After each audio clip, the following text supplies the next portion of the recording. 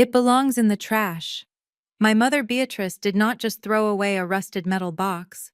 She threw away $45 million. She looked at my grandfather's legacy and saw garbage. But when I took that same box to the bank the next morning, the manager did not see trash. He turned pale, locked the doors, and called the police. Not to arrest me, but to protect me from her. Before we get to the moment my mother realized she was homeless in her own house, please hit that like button and subscribe. If you have ever been treated like the family mistake this story is for you, let me know in the comments where you are watching from. My name is Aliyah, and at 32 years old I was the family secret. The funeral was over, but the performance was just beginning. My mother's estate in the hills was packed with the city's elite. Doctors, lawyers, and politicians were crowding her living room. People who would not have looked at my grandfather Otis twice when he was alive were now drinking expensive scotch in his honor. The air inside the house was suffocating, thick with expensive perfume and fake sympathy. I could not breathe in there. I slipped out through the kitchen and made my way to the detached garage. This was where Grandpa Otis had spent his last years. Not in the guest bedroom, but here in a converted studio above the garage, because Beatrice said his old clothes smelled like mothballs and embarrassed her guests. I sat on his worn-out recliner holding the only thing the lawyer handed me after the service: a rusted biscuit tin. It was heavy, cold, and ugly. It did not look like much, but it felt like him. I was tracing the dents on the lid when the side door banged open. The noise made me jump. Beatrice stood there, framed by the afternoon sun. She looked impeccable in her black silk dress, her pearls glowing against her skin. But her face was twisted in a snarl she only saved for me. "For God's sake, Aliyah," she hissed, marching toward me. "The councilman is asking where you are, and you are hiding in this dump." She did not give me a chance to speak. She reached down and snatched the tin box from my lap. "Give me that. Mom, please," I stammered, reaching for it. "It is Grandpa's." Beatrice laughed, a harsh, cruel sound. "It is trash, Aliyah, just like the rest of his hoard." She walked to the large metal waste bin in the corner. "He is gone. I am finally cleaning up this mess." With a flick of her wrist, she tossed the box. It hit the side of the bin with a loud, hollow clang, before falling into the darkness among the garbage bags. "Leave it," she commanded, pointing a manicured finger at my face. "That box stays buried. If I see you bring that filth into my house, you can sleep in the street." Before I could even process her threat, the garage door swung open again. This time it was not just my mother. My younger sister Dominique walked in, phone held high, the ring light reflecting in her perfectly applied highlighter. She was live streaming, of course. Behind her trailed Brad, her husband of 6 months, looking out of place in his designer suit that cost more than my car. He was wiping his forehead with a silk handkerchief, visibly annoyed by the dust in the garage. "Look, guys, here is the behind-the-scenes reality," Dominique cooed into her phone, panning the camera around the cluttered space before landing on me. "This is my sister Aliyah. She is currently dumpster diving." "Say hi, Aliyah." She giggled, expecting her followers to find my humiliation entertaining. I turned away, shielding the tin box with my body, but Brad had already spotted it. He stepped forward, his polished loafers crunching on the concrete floor. "What do we have here?" "A time capsule from the Depression era," Brad asked, his voice dripping with that specific brand of condescension only investment bankers seem to master. He reached over and tapped the lid of the tin with a manicured fingernail. My mother let out a sharp laugh. "Oh, do not touch it, Brad. You might catch tetanus. Aliyah thinks she found a treasure map." Brad pried the lid open before I could stop him. Inside, resting on top of yellowed newspaper clippings, was the Passbook. It was blue, the cover faded almost to gray with the words Liberty Community Savings stamped in gold foil that had long since flaked away. Brad picked it up, holding it by the corner as if it were contaminated. "Liberty Community Savings." He scoffed, looking at my mother. "Beatrice, did your father actually bank here? This place went under in the 80s. It was one of those small neighborhood banks that handed out lollipops, because they could not afford interest payments. He tossed the book back into the tin with a careless flick of his wrist. It landed with a thud that felt like a physical blow to my chest. "Aaliyah, honey," he said, turning his gaze to me, a smirk playing on his lips. "I know you work in a library, so you have a thing for old paper, but this is embarrassing. That bank does not exist anymore. That book is worth less than the paper it is printed on. It is a souvenir of failure. Just like this garage." Dominique moved closer, zooming in on the rusted box. "A souvenir of failure," she repeated for her audience. Oh my God, Brad is so savage but so true. Grandpa Otis was sweet, but let us be real, he was not exactly a financial genius. That is why we have Brad to handle the estate now. Right, baby? She leaned into him and he wrapped an arm around her waist, preening for the camera. "You should listen to Brad, Aaliyah," my mother added, crossing her arms. "He manages portfolios for actual millionaires. If he says it is trash, it is trash. Now put it back in the bin and come inside. The caterers are serving the lobster thermidor, and I do not want the guests asking why my daughter smells like rust and poverty." I looked at the three of them. My mother desperate to erase her past. My sister desperate for validation from strangers. And Brad, desperate to prove he was superior to the family he married into. They saw a rusted box and a dead bank. They saw failure. But as I looked down at the passbook, I noticed something they had all missed. A faint embossed code on the bottom right corner of the cover. OP-1965-G. It was not a standard account number. It looked like a classification code I had seen in archival documents for founding charters. I stood up, clutching the tin to my chest. "No," I said, my voice shaking but firm. "I am not coming inside, and I am keeping the box." Brad laughed, a loud barking sound that echoed off the metal walls. "Suit yourself, Aaliyah. Just do not come crying to me when you realize you are hoarding literal garbage. I hope that rusty metal keeps you warm at night." He was not a failure. My voice shook, but I forced the words out, cutting through the thick layer of their amusement. Grandpa Otis worked for the Postal Service for 40 years. He walked 10 miles a day in rain and snow so you could go to private school, Mom. He had dignity. He did not need a designer label to know who he was. Beatrice stopped laughing. Her face went rigid, the mask of the grieving daughter slipping completely to reveal the resentment she had nursed for decades. She took a step toward me, her heels clicking aggressively on the concrete. "Do not talk to me about dignity, Aaliyah. You confuse dignity with stubbornness. Your grandfather was an anchor around my neck." She gestured around the garage, her eyes full of disdain. "You think I am cruel?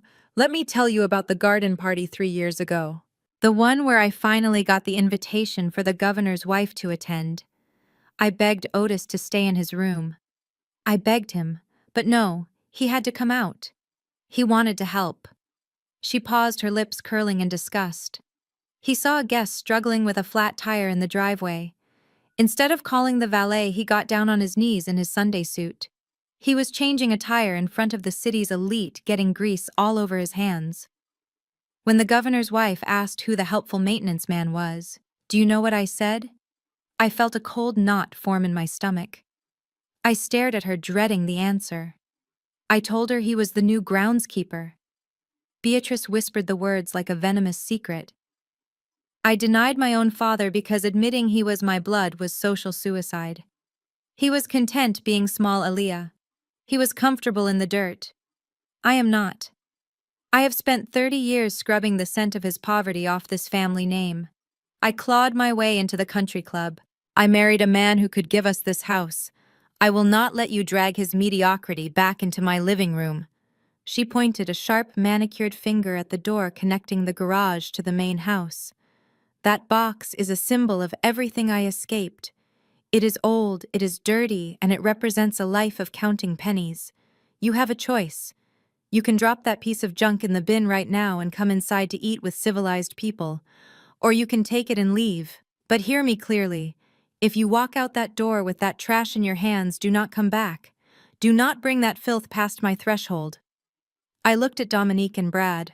They were not laughing anymore, but they were not defending me either. Dominique looked bored, scrolling through her phone while Brad checked his watch, clearly ready to get back to the open bar. They were her creations, perfect statues of the world she built. Grandpa was real. This box was real. I looked down at the rusted tin again. If my mother was willing to disown her father to impress a governor's wife, what would she do to me? The answer was standing right in front of me. I did not need to think twice. I gripped the cold metal tighter, feeling the weight of the passbook inside shifting against the sides. It was heavy with secrets she was too arrogant to uncover. "I am not throwing him away," I said quietly. Beatrice sneered, turning her back on me. "Then get out. You are just like him. Small. And you always will be." She slammed the door shut, leaving me alone in the dust of the garage, holding a fortune she thought was garbage. The silence in the garage was deafening after the door slammed. I stood there staring at the metal waste bin. My mother had drawn a line in the sand. On one side was her approval, her money, and a seat at a table where I was not wanted.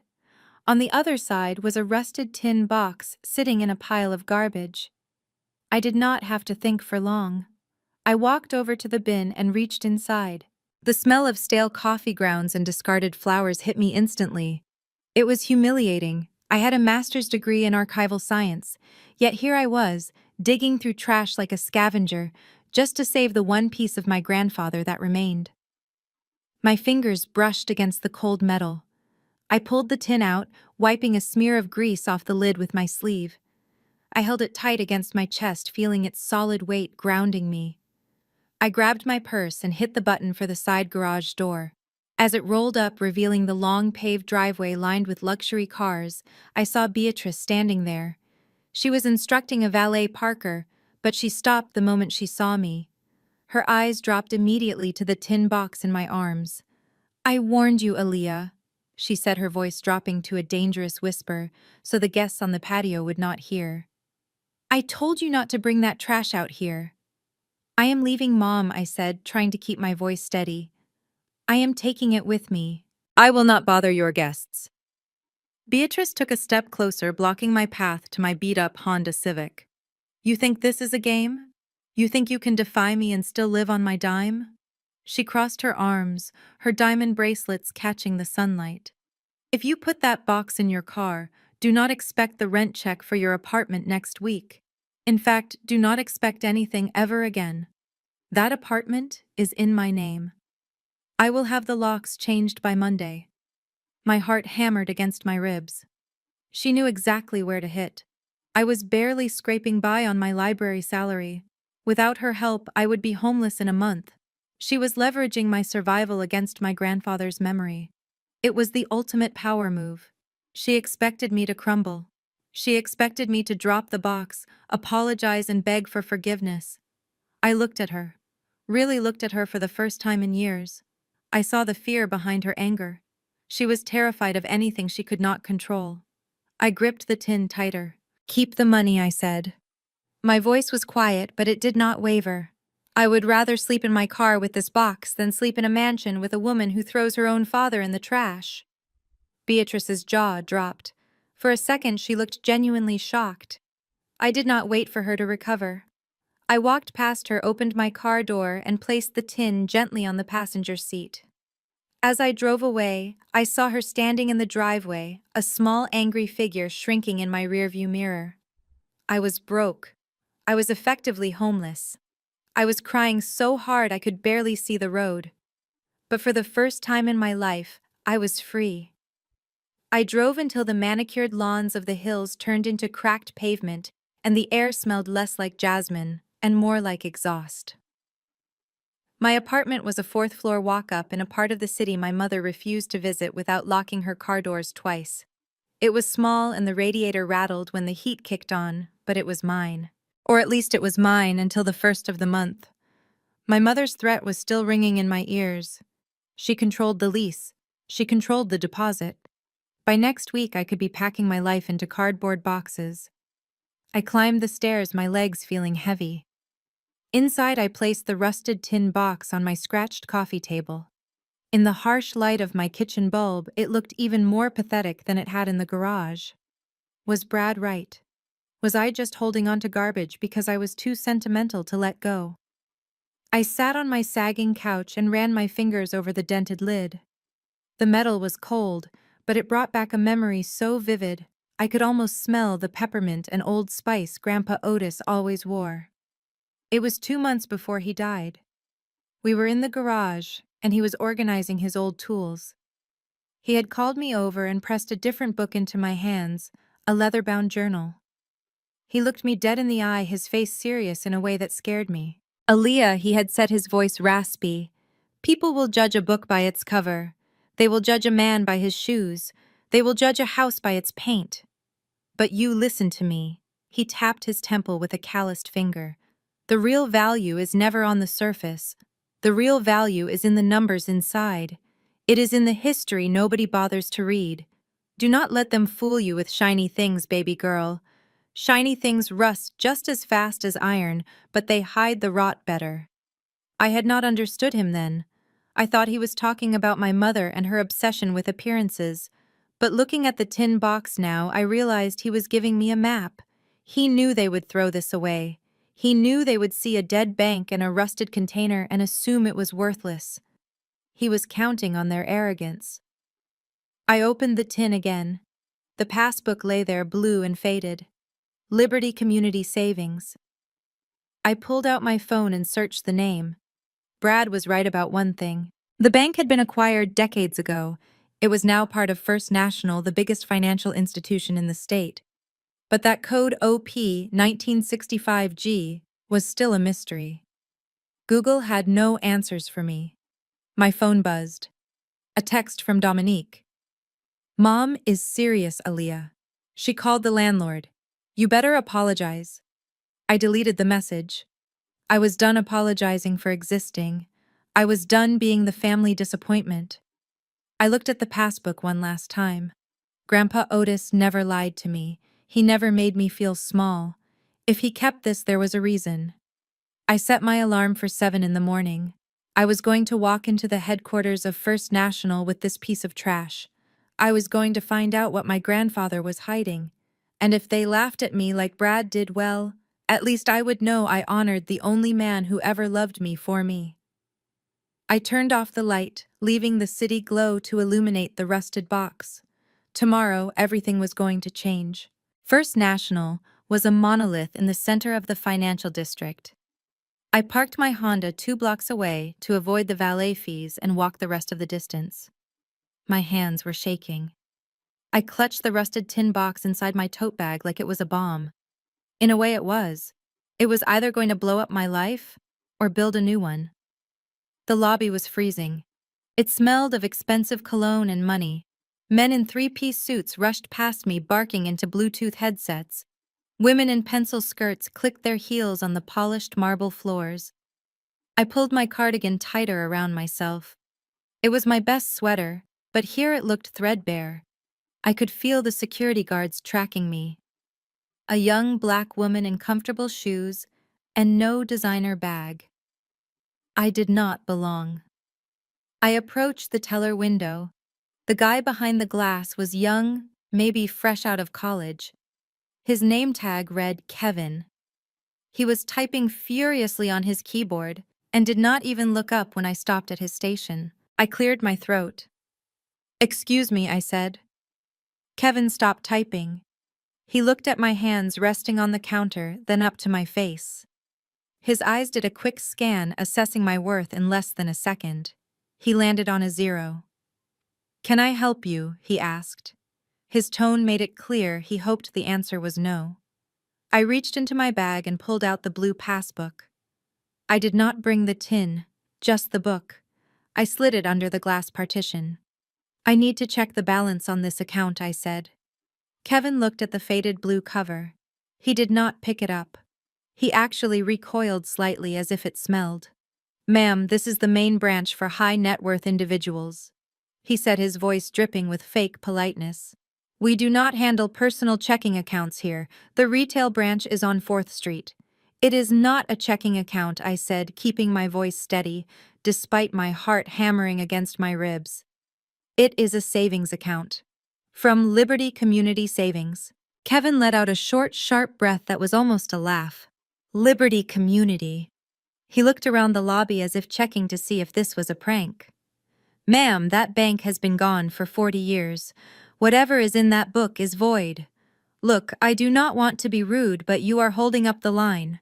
He reached under the counter. I saw his finger hover over a silent button. I knew that look. It was the same look my mother gave the homeless men downtown. He thought I was a beggar. He thought I was crazy. Please just run the number, I insisted, pushing the book closer. I am going to ask you to leave, Kevin said, his voice dropping the customer service facade. If you do not walk away right now, I am calling security to escort you out.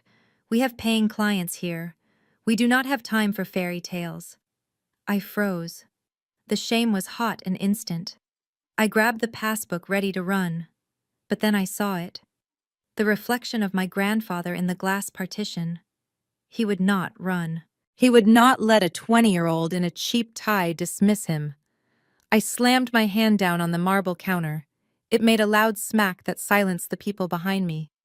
I am a customer of this bank by acquisition, I said loud enough for the manager in the back office to hear. And until you run that number, you do not get to decide if I am worthless. Run the damn number, Kevin. Kevin stared at me, mouth slightly open. He looked at the security guard approaching from the corner, then back at me. He rolled his eyes and snatched the book off the counter. Fine, but when the system rejects it, you are leaving. Kevin pulled the keyboard closer with an exaggerated sigh of exhaustion. He did not even bother opening the standard customer service interface. Instead, he navigated to the archive search function, a black screen with green text that looked like it belonged in a museum. I am entering it exactly as it appears. He narrated, his voice dripping with sarcasm. OP-1965-G. He looked at me with a smug grin, his finger hovering over the enter key. Ready to go find another bank? He asked. Just press the button, I said, my patience wearing thin. He pressed it. He leaned back, crossing his arms and waiting for the inevitable invalid account notification to pop up so he could dismiss me. 1 second passed, then 2. Usually these systems are instant, but the cursor on the screen just blinked. A low hum started to rise from the computer tower beneath the desk. Kevin frowned. He tapped the enter key again, a little harder this time. Piece of junk, he muttered. It is probably frozen because the format is RAW. He stopped mid-sentence. The black screen did not just change, it exploded into color. A bright, aggressive crimson red filled the entire monitor, casting a harsh glow onto Kevin's pale face. There was no error message. There was no text saying, "Account not found." Instead, bold white text flashed in the center of the screen. Restricted access. Level 5. Security clearance required. Kevin froze. His smugness evaporated, instantly replaced by genuine confusion. He reached for the mouse to close the window, but the system was locked. He clicked frantically. Nothing happened. The red screen pulsed like a silent heartbeat of warning. What is this? Kevin whispered, his voice trembling slightly. What kind of account is this? I told you, I said, leaning closer to the glass, feeling a surge of adrenaline that made my knees weak. It is a savings account. No, Kevin stammered, backing away from the counter as if the computer might bite him. Savings accounts do not lock the terminal. This is a government-level lock. Suddenly, a loud, sharp beep cut through the quiet hum of the lobby. It came from his computer. Then another beep. Then a continuous, high-pitched tone that made the customers in the line behind me cover their ears. Turn it off, the woman behind me yelled. I cannot! Kevin shouted back, panic rising in his voice. He was typing furiously now, trying to override the command, but the screen changed again. New words appeared, scrolling rapidly across the red background. System lockdown initiated. Notify branch manager immediately. Do not permit account holder to leave. Kevin read the words and his eyes went wide. He looked at me, then at the heavy glass doors at the entrance. The realization hit him. He was not dealing with a beggar. He was dealing with something far above his pay grade. He slammed his hand down on the silent alarm button under the desk. I heard the heavy magnetic locks on the main lobby doors engage with a dull thud. The atmosphere in the room shifted instantly from annoyance to fear. "Stay right there," Kevin ordered, his voice cracking. He was not looking at me with contempt anymore. He was looking at me like I was a dangerous variable he could not control. "Do not move." I stood my ground, my hands gripping the edge of the marble counter.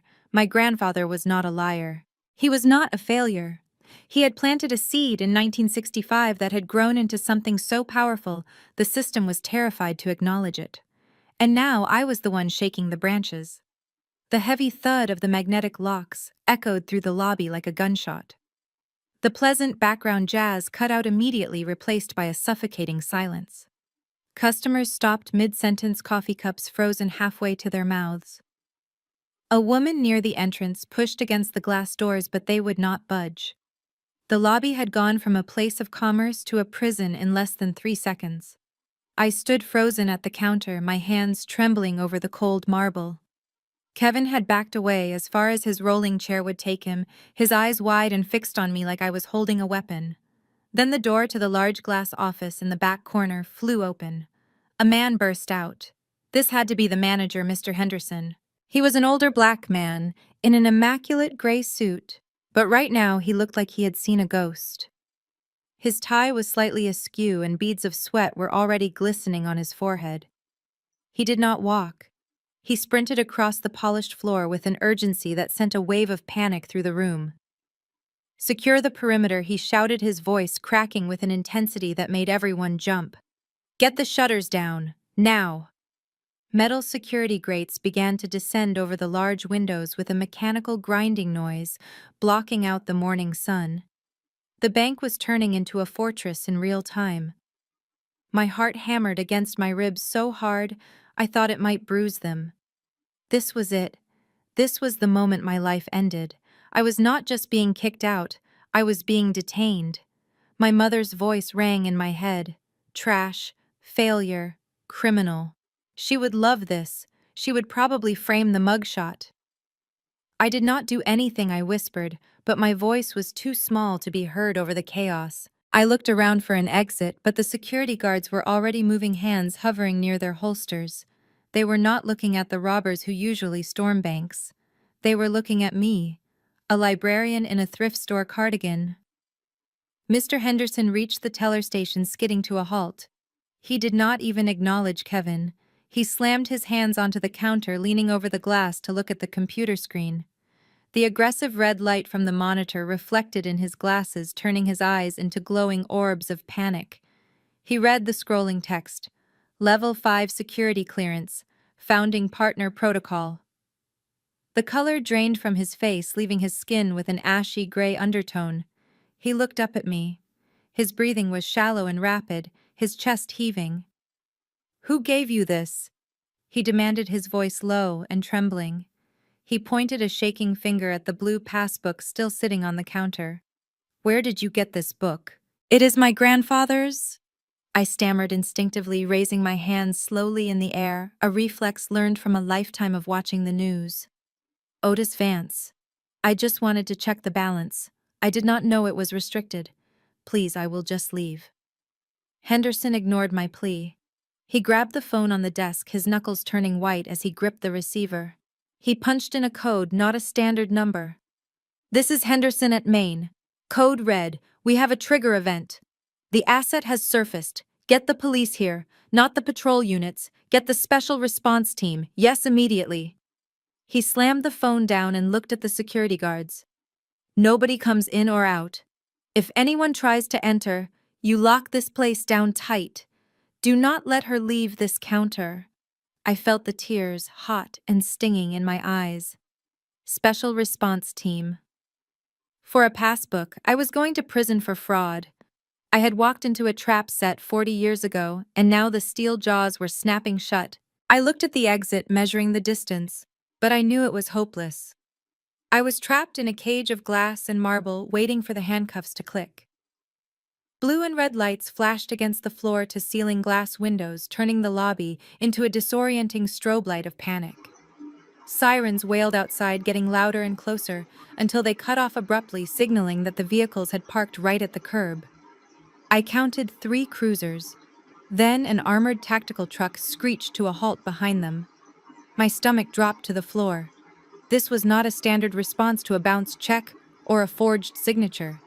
This was a siege. I backed away from the counter until my shoulders hit the cold plaster of the wall. My breathing came in short, jagged gasps. I looked at Kevin, the teller. He was hiding under his desk now, peeking out with wide, terrified eyes. The security guards were shouting orders at the few customers remaining, herding them into a corner like cattle. But their guns were not pointed at the customers. They were still watching me. I squeezed my eyes shut, and suddenly I was 12 years old again. I was standing in my mother's living room, tears streaming down my face, as Beatrice pointed at a missing $20 bill on the table. "Thieves are not born, Aaliyah. They are made," she had said, calling the local sheriff just to scare me straight. I had not taken the money. Dominique had stolen it to buy lip gloss. But I was the one who sat in the back of a squad car for an hour while the neighbors watched. That old familiar terror clawed at my throat. As a black woman in America, the sight of tactical gear and drawn weapons does not signal safety. It signals danger. It signals that your life is about to be debated in milliseconds. I was going to be another headline. Woman shot inside bank over disputed savings account. My mother would probably give an interview saying she always knew I was troubled. The heavy glass doors hissed open. A team of officers in heavy vests swarmed into the lobby. Police hands. "Where we can see them," a voice boomed. I slowly raised my hands, trembling so hard I could barely keep them steady. "I am unarmed," I whispered, though I knew they could not hear me. "I just wanted to check a balance. Please do not shoot." I pressed my back harder against the wall, trying to make myself invisible, trying to disappear before the inevitable violence. But then something strange happened. Mr. Henderson ran out from behind the counter. He did not run away from the police. He ran toward them, waving his arms frantically. "Stand down!" he yelled, his voice cracking with desperation. "Do not engage the target. I repeat, do not engage." The lead officer stopped, lowering his rifle slightly. "Mr. Henderson, you called in a code red." "Yes, but not for her," Henderson shouted, pointing at me. The officer turned his gaze toward me. I flinched, expecting the barrel of the gun to rise. Instead, the officer signaled to his team. "Secure the perimeter. Form a protective detail around the civilian." I opened my eyes. 4 officers were moving toward me. They did not grab me. They did not throw me to the ground. They turned their backs to me, forming a human wall between me and the rest of the lobby. They were not arresting me. They were guarding me. Miss Vance Henderson approached slowly, his hands raised in a gesture of peace. He looked terrified, but not of me. He was terrified for me. "I need you to breathe. You are not under arrest, but we cannot let you leave, not until we verify the protocol." "What protocol?" I choked out, my voice barely a squeak. "Why are there guns?" "Because," Henderson said, wiping sweat from his brow, "that passbook is not just an account. It is a key, and anyone holding it is the most high-value target in this city right now." I squeezed my eyes shut, waiting for the cold metal of handcuffs to snap around my wrists. I held my breath, bracing for the shove against the wall or the harsh command to get on the ground. But seconds ticked by and the violence never came. Instead, the aggressive shouting of the officers shifted into low, disciplined commands that sounded less like a raid and more like a military escort. "Clear the sector. Secure the exits. We have the VIP in custody. Repeat, we have the assets secured." I opened one eye. The officer who had been aiming his rifle at my chest had lowered his weapon. He did not step away. He turned his back to me. He and 3 other tactical officers formed a tight outward-facing circle around me. Their shoulders were tense, their eyes scanning the terrified customers and staff in the lobby. They were not trapping me. They were shielding me. I was standing in the eye of a storm I did not understand. Ms. Vance. The voice was soft, trembling slightly. I looked through the gap between two officers. Mr. Henderson was standing there. He was no longer the imperious bank manager who had ordered the lockdown. He looked humbled, almost frightened. He smoothed his suit jacket and took a slow, respectful step toward me. He did not loom over me. He bowed his head slightly, a gesture of deference that felt completely alien in this cold corporate lobby.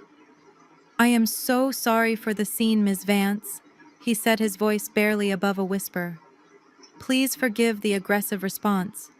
This is not how we usually welcome our most priority clients, but the system leaves us no choice."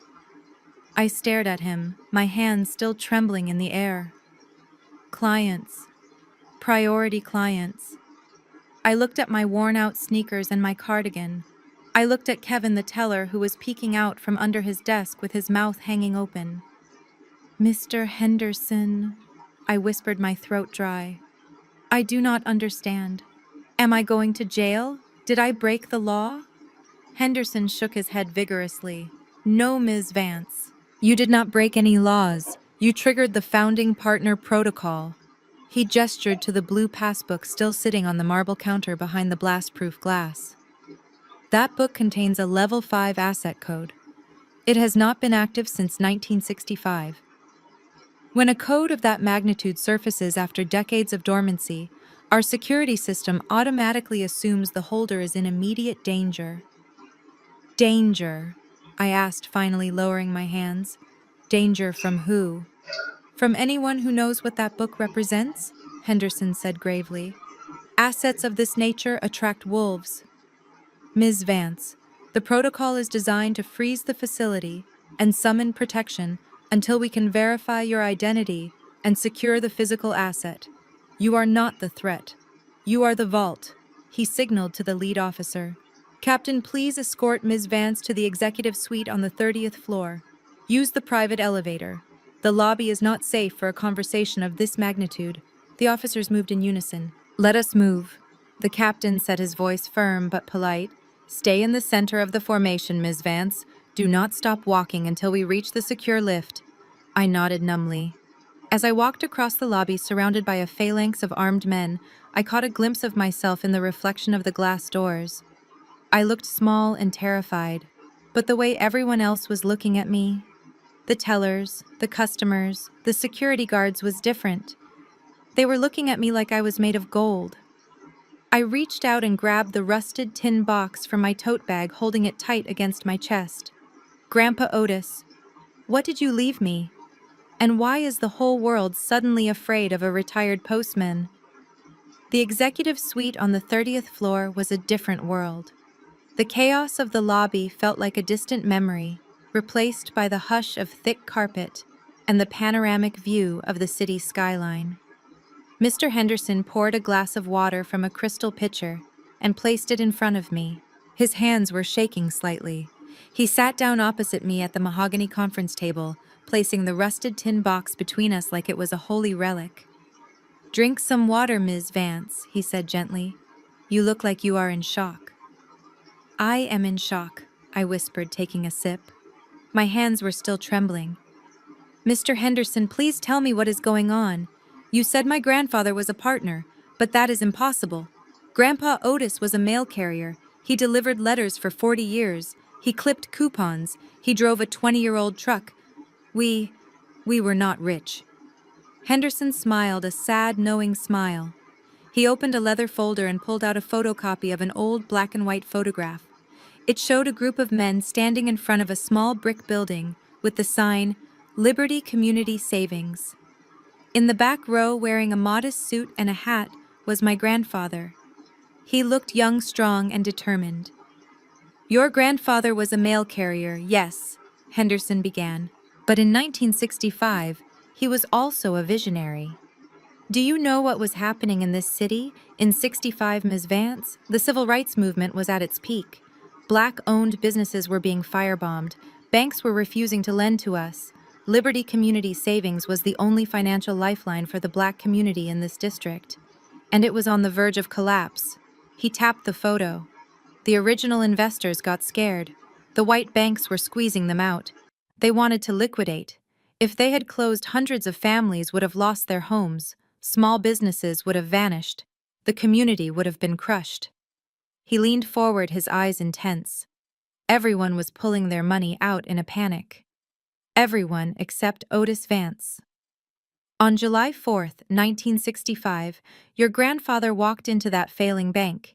He did not withdraw a cent. Instead, he emptied his life savings. Every dollar he had earned from carrying mail in the snow and the heat. He put it all on the counter. I stared at the photo, at the man I thought I knew. He did not just deposit money. Henderson continued. He bought the debt. He bought the risk. When the other partners ran, he bought their shares for pennies on the dollar. He essentially funded the bank's survival single-handedly. He told the board, "I believe in us," when nobody else does. I felt tears pricking my eyes again. Why didn't he tell anyone, I asked? Why did we live like that? Because it was 1965, Henderson said, his voice dropping. A black man with that kind of leverage was a target. He asked to remain a silent partner, a ghost. He took his dividends in stock reinvestment, not cash. He let the interest compound for 50 years. He let the bank grow, merge, and eventually be acquired by First National. Henderson pointed to the blue passbook. This book is the only physical record of that original transaction. The founding partner shares. They are immune to dilution. They are immune to standard market fluctuations. Your grandfather was not just a customer, Ms. Vance. For the last 5 decades, he has been the largest individual shareholder of this financial institution. He did not leave you a savings account. He left you the bank. I sat there blinking at the man across the table. The words "founding partner" were still bouncing around inside my skull like loose change in a dryer. I looked down at the passbook. It was just paper and ink. It smelled like old attic dust. It did not look like power. It did not look like leverage. Mr. Henderson leaned back in his leather chair and steepled his fingers. I can see you are struggling to process this, Miss Vance. And frankly, I do not blame you. Otis was a master at misdirection. He knew that in his time, wealth was a target on a black man's back, so he hid it in plain sight.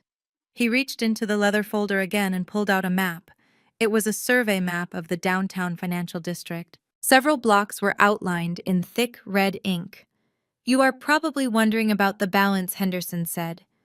You came here expecting maybe a few $1,000s. Enough for a used car or a down payment on an apartment. I nodded dumbly. I was hoping for enough to pay my rent so my mother could not kick me out. Henderson chuckled, but there was no humor in it, only a sort of awed respect. Otis did not leave you cash, Ms. Vance. Cash depreciates. Cash gets spent. Otis left you equity. When he bought out the other partners, he structured the deal so that his shares were converted into real estate holdings held in a blind trust. He pointed a pen at the map. You see this building we are sitting in? The First National Tower. Yes, I whispered. The trust owns the land under it, Henderson said calmly, and the land under the 3 office towers adjacent to it, and the parking structure across the street. My mouth went dry. I looked at the red lines on the map. They encompass the heart of the city's financial district. Every time a tenant pays rent in these buildings, every time a car parks in that garage, a percentage goes into the trust. Henderson continued. For 50 years that money has been compounding, reinvesting, growing. We are not talking about a savings account anymore. We are talking about a real estate empire. He slid a single sheet of paper across the polished mahogany table. It was a valuation summary. At the bottom was a number in bold print. I stared at it. I counted the zeros. I counted them again because my brain refused to accept the math. $45 million. I think I stopped breathing. The room started to spin slowly. 45 million. My mother had thrown this in the trash because she thought it was garbage. She had threatened to make me homeless over a box worth $45 million. This is a conservative estimate, Henderson added, his voice soft. The actual market value could be significantly higher depending on current commercial rates. And as the holder of the passbook, you are the sole beneficiary of the trust. You do not just have money, Ms. Vance, you have control. You are technically my boss's boss. I looked up at him. Does my mother know? Henderson shook his head. No. Otis was very specific. The existence of the trust was to be revealed only to the person who presented the physical passbook.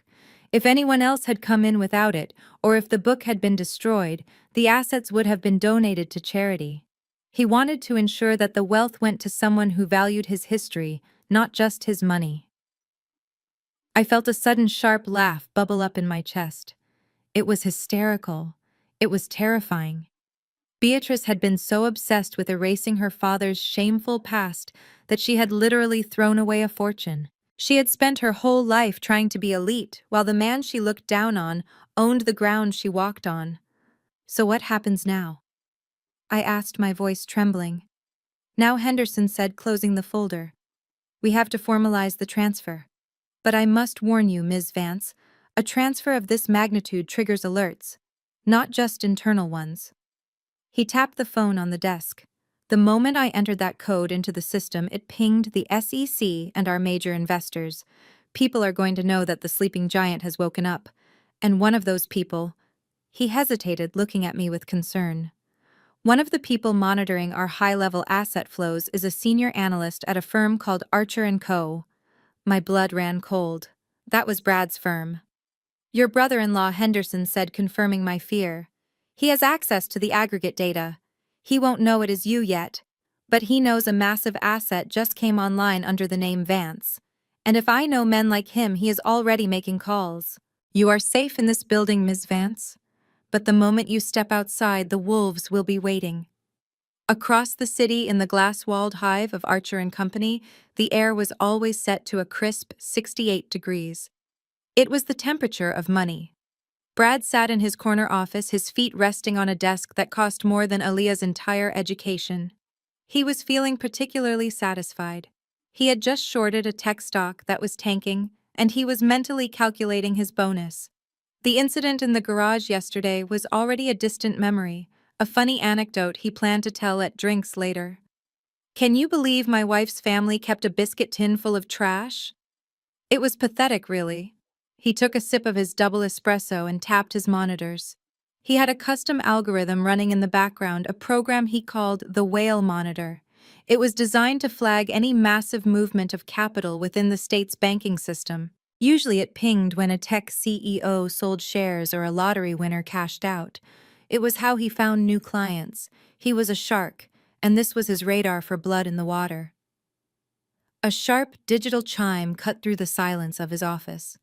A red banner scrolled across his third monitor. Significant liquidity event detected. First National Bank main branch. Brad sat up, dropping his feet to the floor. First National, that was the big league. He clicked on the alert to expand the details. The system was pulling metadata from the clearinghouse. Asset type legacy blind trust / commercial real estate holdings. Trigger physical instrument presentation. Status active / unfrozen. Estimated valuation, $45 million USD. Brad whistled low and long. 45 million. That was a serious whale. He leaned in closer, his eyes scanning for the name of the lucky bastard who had just become the city's newest multi-millionaire. He scrolled down to the grantor field. Grantor Otis Vance. Originating institution Liberty Community. Savings acquired 1980. The coffee cup slipped from Brad's hand. It hit the desk, splashing hot espresso over his expensive keyboard and onto his silk tie, but he did not move. He did not even blink. He stared at the name on the screen. Otis Vance. The garage, the dust, the rusted tin box, the blue book with the gold stamp. Liberty Community Savings. No. No, it was impossible. He had held that book in his hands less than 24 hours ago. He had laughed at it. He had called it a souvenir of failure. He had watched Beatrice throw it in the trash. His mind raced back to the code he had glimpsed on the cover but ignored. OP 1965 G. Original partner. He felt the blood drain from his face, leaving him cold and nauseous. They had thrown away $45 million. And worse, Aaliyah had picked it up. Aaliyah, the one they treated like a servant, was currently sitting on a fortune that could buy this entire building. Panic sharp and electric shot through his veins. If Aaliyah realized what she had, she was gone. She would lawyer up, she would disappear, and the family, his access to that money, would be cut off forever. He needed to stop her. He needed to intercept this before the ink was dry. He scrambled for his phone, his wet fingers slipping on the screen. He dialed Beatrice. "Pick up," he hissed, pacing around his office like a caged animal. "Pick up the phone, you stupid woman." Finally, she answered. "Brad, I am in the middle of a facial. This better be important." "Beatrice, listen to me very carefully," Brad said, his voice trembling with a mix of terror and greed. "Do not hang up. Do not ask questions. Where is Aaliyah?" "I do not know," Beatrice scoffed, probably crying in her hovel. "I told her I'm cutting off the rent. I am teaching her a lesson." "Stop!" Brad shouted, making his assistant outside jump. "You are not cutting her off. You are going to call her right now. You are going to be the sweetest, most loving mother on the planet." "Excuse me." Beatrice sounded offended. "Have you lost your mind, Beatrice?" Brad whispered, staring at the number on his screen. "That box. The one we laughed at. It wasn't trash. I am looking at the bank data right now. Your father owned the land under the financial district. That book is worth $45 million. And if you do not get Aaliyah back in this family in the next hour, we lose everything." Brad slammed his Porsche into park right on the front lawn of the estate, not even bothering with the driveway. He burst through the double oak doors, his face slick with sweat and eyes wild with a mixture of terror and adrenaline. Beatrice and Dominique were in the solarium. Beatrice was still in her silk robe sipping cucumber water, while Dominique was editing a selfie. "45 million, Brad shouted before he even fully entered the room. He threw his briefcase onto the glass coffee table, shattering a crystal vase. The tea spilled everywhere, but nobody moved. Beatrice stared at him. "Brad, have you lost your mind? Look at my rug." "Forget the rug," Brad roared, his voice cracking. "Forget the house. Forget everything. I just got off the phone with my contact at the clearinghouse. That rusted box you threw in the trash. That bank that does not exist. It is a holding company, Beatrice. Your father owned the land under the financial district. The account Aaliyah is holding is worth $45 million. And that is just the liquid valuation." The room went dead silent. You could hear the hum of the refrigerator in the kitchen. Dominique dropped her phone. Beatrice stood up slowly, her face draining of color. "You are lying," she whispered. "My father was a mailman. He died wearing shoes with holes in them." "He was a miser," Brad spat. "He was a genius miser who hated you enough to hide a fortune in a biscuit tin. And now Aaliyah has it." "Aaliyah, the girl you just evicted, the girl you told to sleep in the street. If she figures out what she has, she is going to lawyer up. And we will get nothing, not a single dime." Beatrice sank back onto the sofa. 45 million. Her eyes shifted rapidly, processing the number, calculating the clothes, the cars, the status. "That is my inheritance," she hissed, suddenly vicious. "I am his daughter. That money belongs to me. Aaliyah is just a stray. She has no right to it." "She has the passbook," Brad countered, pacing the room. "Possession is 9/10 of the law, especially with these old bearer instruments. If we fight her in court, it will take years. We will be exposed. No, we need a different approach." He stopped in front of Beatrice and grabbed her shoulders. "You need to get her back here. Or better yet, you need to go to her. You need to be the mother you never were. You need to cry, Beatrice. Can you do that? Can you cry for the daughter you despise?" Beatrice looked at him. She took a deep breath. She closed her eyes. When she opened them a moment later, they were wet with tears. Her lower lip quivered perfectly.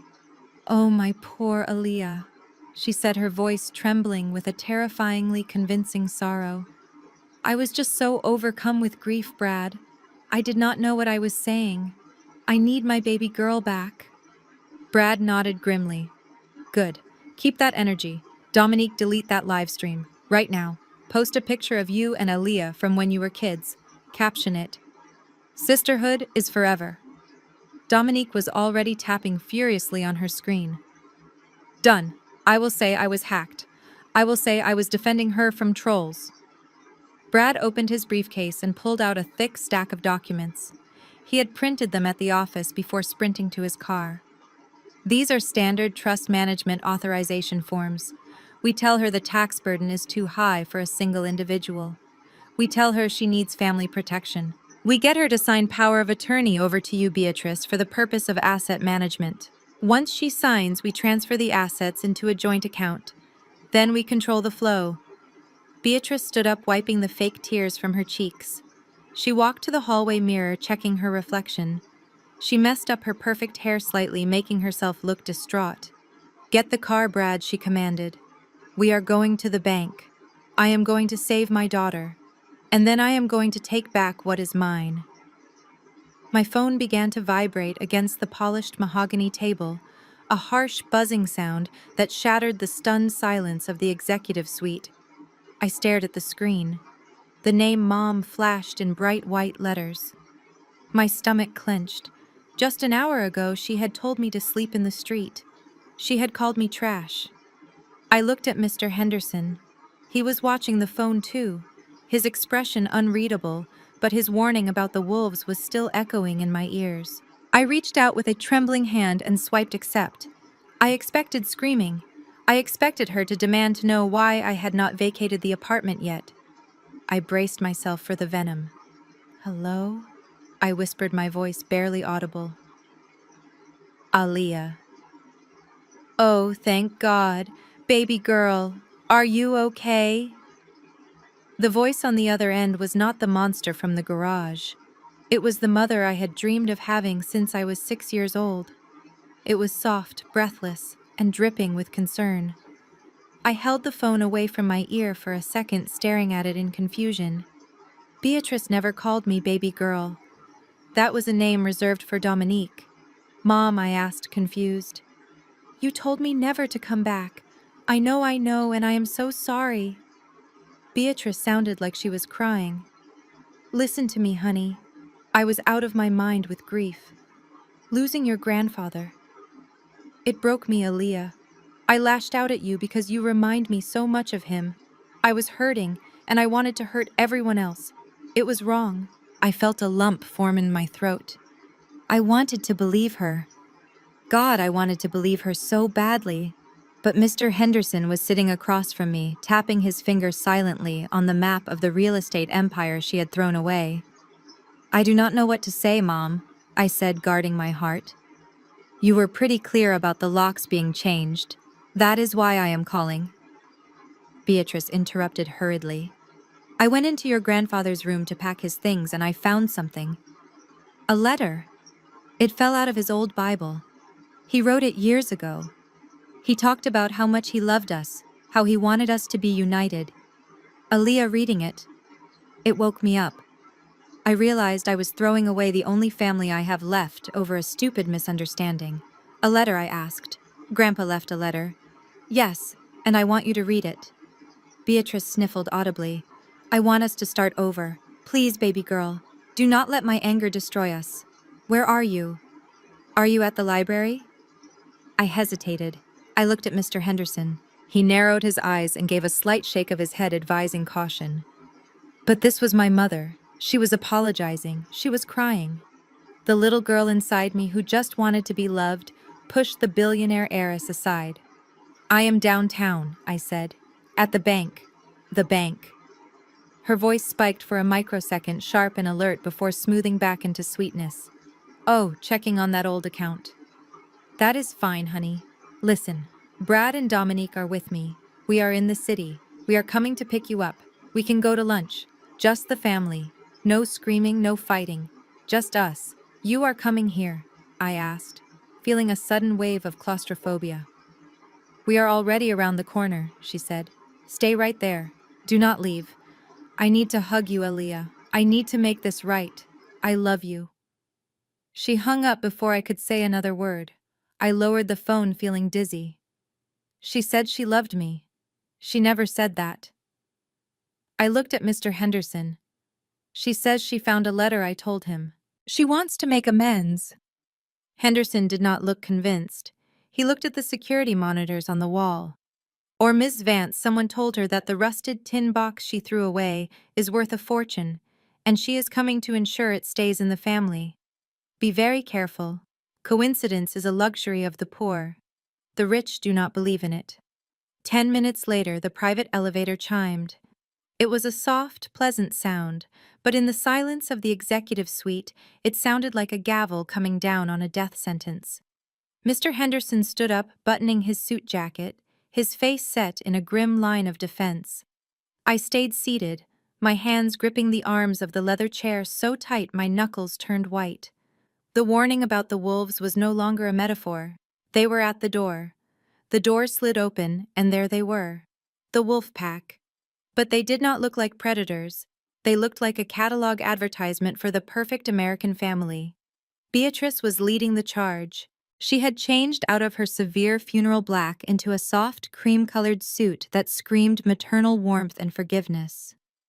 Her makeup was artfully smudged, just enough to suggest she had been crying in the car, but not enough to ruin her aesthetic.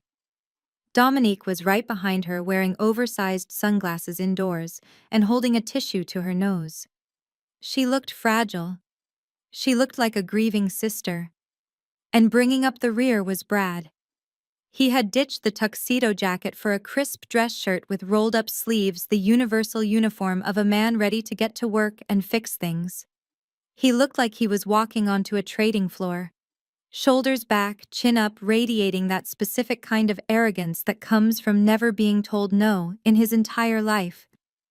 He walked straight past the executive assistant who tried to intercept them. "Sir, you cannot just walk in here," she protested, stepping in front of the glass doors. "This is a restricted area." Brad did not even break stride. He whipped out a leather wallet and flashed a gold identification badge from his firm. Brad Miller, Senior Analyst, Archer & Company.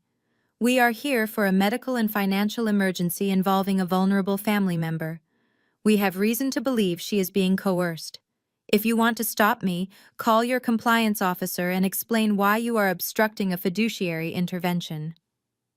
The assistant froze. It was nonsense legalese, a word salad designed to intimidate low-level employees. But he said it with enough conviction to paralyze her. He pushed past her and held the door open for Beatrice. "Aaliyah!" Beatrice screamed my name like I had just returned from a war zone. She rushed across the room, ignoring Henderson completely. She threw her arms around me, pulling me into a hug that smelled of expensive perfume and desperation. "Oh, thank God you are safe. I was so worried, baby. I thought you were going to do something rash. I thought I lost you." I sat stiff as a board in her embrace. Her body was warm, but her eyes, when she pulled back, were cold and calculating. They darted instantly to the center of the table, to the rusted tin box, to the map, to the valuation paper. I saw her pupils dilate. She saw the number. She saw the 45 million. Dominique joined the hug, squeezing my arm. "We were so scared, Aaliyah," she chirped, her voice trembling. "Brad said you might be having a mental break from the grief. We just want to help you." Brad walked around the table and stood behind my chair, placing his hands on my shoulders. It felt heavy, like a yoke. It felt like a trap closing. "Mr. Henderson, I presume," Brad said, staring down at the bank manager with a predatory smile. "I am Brad Miller. I manage the Vance family portfolio. We appreciate you keeping Aaliyah safe during her episode, but we will take it from here. You can clear the room now. We have private family business to discuss." Henderson did not blink. "I am afraid I cannot do that, Mr. Miller. This is a secure meeting regarding a level 5 asset. Only the account holder can authorize your presence. Brad squeezed my shoulders hard, painfully hard. Aaliyah wants us here. Do not you, Aaliyah. He leaned down, his breath hot against my ear. Tell him, Aaliyah. Tell him we are family. Tell him before things get complicated. Brad, stop it, you are scaring her. Beatrice pushed Brad aside gently but firmly. She pulled a leather chair right up to mine, so close our knees were touching. She reached out and cupped my face in her hands. Her palms were soft and warm, and for a second I leaned into the touch. It was the touch I had craved my entire life. The touch I used to watch her give Dominique while I stood in the doorway unnoticed. Look at me, Aaliyah, she said, her eyes swimming with tears that looked so real they broke my heart. Do not listen to the lawyers. Do not listen to the bankers. Listen to your mother. I know I have been hard on you. I know I have pushed you away. But do you know why? I shook my head, unable to speak. The lump in my throat was suffocating me. Because I was terrified, she whispered, letting a single tear track down her perfectly powdered cheek. When your father left us, I promised myself I would never let anyone hurt my girls again. I built a wall around us, Aaliyah. I became hard so you would not have to be. And when I saw you holding that old tin box, God, it just brought it all back. The poverty, the struggle, the fear that we would lose everything we built. She took my hand and squeezed it. Do you remember when you were 7 and you had that terrible pneumonia? The doctors said you might not make it. I sat by your bed for 3 nights straight without sleeping. I held your hand just like this. I promised God that if He saved you, I would do whatever it took to give you a good life. I remembered being sick. But in my memory, it was Grandpa Otis who sat by the bed reading me stories while Beatrice was at a gala. But looking at her now, seeing the pain in her eyes, my memory started to blur. Maybe she was there. Maybe I had been wrong about her all along. The guilt washed over me like a cold wave. She was my mother. She had sacrificed for me. And here I was, sitting on a fortune, ready to cut her out. Mr. Henderson tried to speak. Miss Vance. I must advise you that Beatrice cut him off without even looking at him. Hush now. This is a moment between a mother and her daughter. She turned back to me, her voice dropping to a conspiratorial whisper. Aaliyah, we are at a crossroads. This money, it is a blessing, but it is also a curse. It destroyed my relationship with my father. Do not let it destroy ours. We cannot let strangers manage this. They do not love you. They only see the fees. We are your blood. She reached out and rested her hand on the rusted tin box covering the faded blue passbook. We can fix this baby girl. We can secure your future and Dominique's future.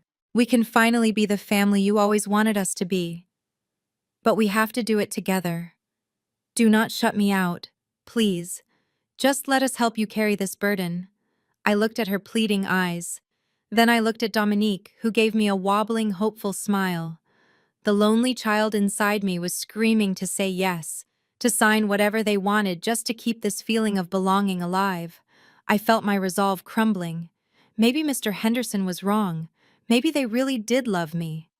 Dominique squeezed my hand harder, her manicured nails digging into my skin. She pulled out her phone, the same phone she had used to humiliate me less than 24 hours ago. She unlocked the screen and shoved it in my face. I looked at the image. It was a Zillow listing for a sprawling beachfront compound in Martha's Vineyard. 8 bedrooms, private dock, infinity pool, price tag $12 million. You know, I felt terrible about the garage, Aaliyah. Dominique said, her voice breathless with excitement. I only streamed it because I wanted a record. I was documenting your crisis in case we needed to show a therapist. I was scared for you. I thought you were having a breakdown over a box of trash. But now that we know it is a fortune, I deleted everything. I scrubbed it all. She swiped to the next photo on her phone, showing a marble kitchen that was larger than my entire apartment. This is what Grandpa wanted for us, Aaliyah. He wanted us to have a legacy. We can buy this place cash. We can call it the Vance family estate. I can already see us there for Christmas. Mom in the kitchen, you reading in the library, and Brad and I handling the maintenance. It will be our sanctuary. I stared at her. The audacity was breathtaking. Yesterday I was not allowed to sit at the main table because my dress was from a discount rack. Today she was planning my real estate portfolio. She was not asking if I wanted a house. She was telling me where we were going to live. The word "we" was doing a lot of heavy lifting. "And look at the guest house," she chirped, swiping again. "It is perfect for you, Aaliyah. It is detached so you can have your privacy and your books, but you will still be close to the main house where the family gathers." The guest house. Even in her fantasy of spending my money, I was still relegated to the servants' quarters. I was still the outsider, just with a better view. Brad nodded approvingly, looking over her shoulder. "It is a solid investment, Aaliyah. Real estate in the vineyard never depreciates. It is exactly the kind of asset diversification we need to offset the commercial holdings in the trust. Dominique has a great eye for value." He looked at Mr. Henderson, who was watching this display with a look of pure disgust. "See, Henderson, this is why family needs to be involved. Aaliyah is overwhelmed. She needs her sister to help her visualize the potential. She needs us to turn these abstract numbers into a life she can actually enjoy." Dominique dropped the phone onto the table right on top of the valuation documents. She looked at me with wide, shimmering eyes. "We can finally be happy, Aaliyah. No more fighting over money. No more stress. Just us living the life Grandpa wanted. You do not want to be alone with all this cash, do you? You do not want to be a target for strangers. We are your safe harbor." She leaned in closer, her voice dropping to a whisper. "Just sign the papers, baby. Let Brad handle the boring stuff so we can start shopping. I already have a vision board for the living room. It is going to be magnificent." I looked at the picture of the $12 million house. I looked at my sister, who had never worked a day in her life, but felt entitled to a mansion. She did not see a gift. She saw an ATM. And she was punching in her PIN code right on my heart. The scary part was that for a split second, the image of us all together by the ocean was so seductive, I almost picked up the pen. Almost. Dominique's fantasy of the beach house hung in the air, a shimmering mirage of the life I had always been denied. I looked at the Zillow listing one last time before Brad reached across the table and gently turned the phone over face down. The smile vanished from his face, replaced by the serious, furrowed brow of a man burdened by heavy responsibilities. "We can have all of that," Aaliyah, Brad said, his voice dropping an octave to sound authoritative. "But first, we need to talk about the reality of your situation." He opened his briefcase and pulled out a thick document bound in a blue folder. He slid it across the mahogany table until it rested right next to the rusted tin box. $45 million is not a lottery win," he continued, leaning forward. "It is a tax liability event. Do you understand what capital gains tax is, Aaliyah? Do you understand the difference between a revocable and an irrevocable trust structure? Because if you walk out of here today without a strategy, the IRS is going to eat you alive. They will take 40% right off the top. Then the state takes their cut. By the time you actually see a dime, you will have lost half the principal." I blinked, feeling the panic rising again. I worked in a library. I organized archives. I didn't know anything about tax brackets or capital gains. Brad saw the hesitation in my eyes and pounced. "Look, Aaliyah, you are smart. You know books. You know history. But this is high-frequency asset management. This is a shark tank. If you try to manage this portfolio yourself, you are going to be targeted by scammers, lawsuits, and worst of all, bureaucratic mismanagement. You could lose everything in a year. Grandpa Otis built this, but he is gone. It is up to us to protect it." He opened the blue folder to the last page where a yellow sticky note marked a signature line. "That is why I had my legal team draft this. It is a standard family asset protection agreement. It simply appoints me as the primary fiduciary. It allows me to shelter the money in offshore accounts, minimize the tax hit, and set up a monthly allowance for you. You won't have to worry about a thing. You just enjoy the beach house and I handle the headache." He clicked a heavy gold pen and held it out to me. Beatrice nodded encouragingly, her hand still resting on my arm. "It is for your own good, baby girl," she whispered. "You do not want the government taking Grandpa's money, do you? Brad is a professional. Let him do his job." I looked at the pen. It was gleaming under the office lights. It looked like a weapon. Mr. Henderson cleared his throat loudly. "Miss Vance," he said, his voice cutting through the fog of their pressure, "I must inform you that the bank offers these same services at a much lower fee and with full transparency. You are under no obligation to sign third-party agreements." Brad whipped his head around, his eyes flashing with genuine anger. "This is a family matter, Henderson. Back off." He turned back to me, his expression softening instantly into fake concern. "See, Aaliyah. The bank wants their cut too. Everyone wants a piece of you. Only family has your back. Just sign the paper, and we walk out of here together. Rich, safe, and united." He pressed the pen into my hand. My fingers closed around it. It felt cold. The paper was right there. All I had to do was sign my name, and the fear of being poor, the fear of being alone, it would all go away. Brad watched me. His breath held, his eyes locked on the tip of the pen. He was so close to the money he could taste it. I could see the greed vibrating off him like heat waves. The gold pen felt heavier than a brick in my hand. I looked down at the dotted line on the blue document.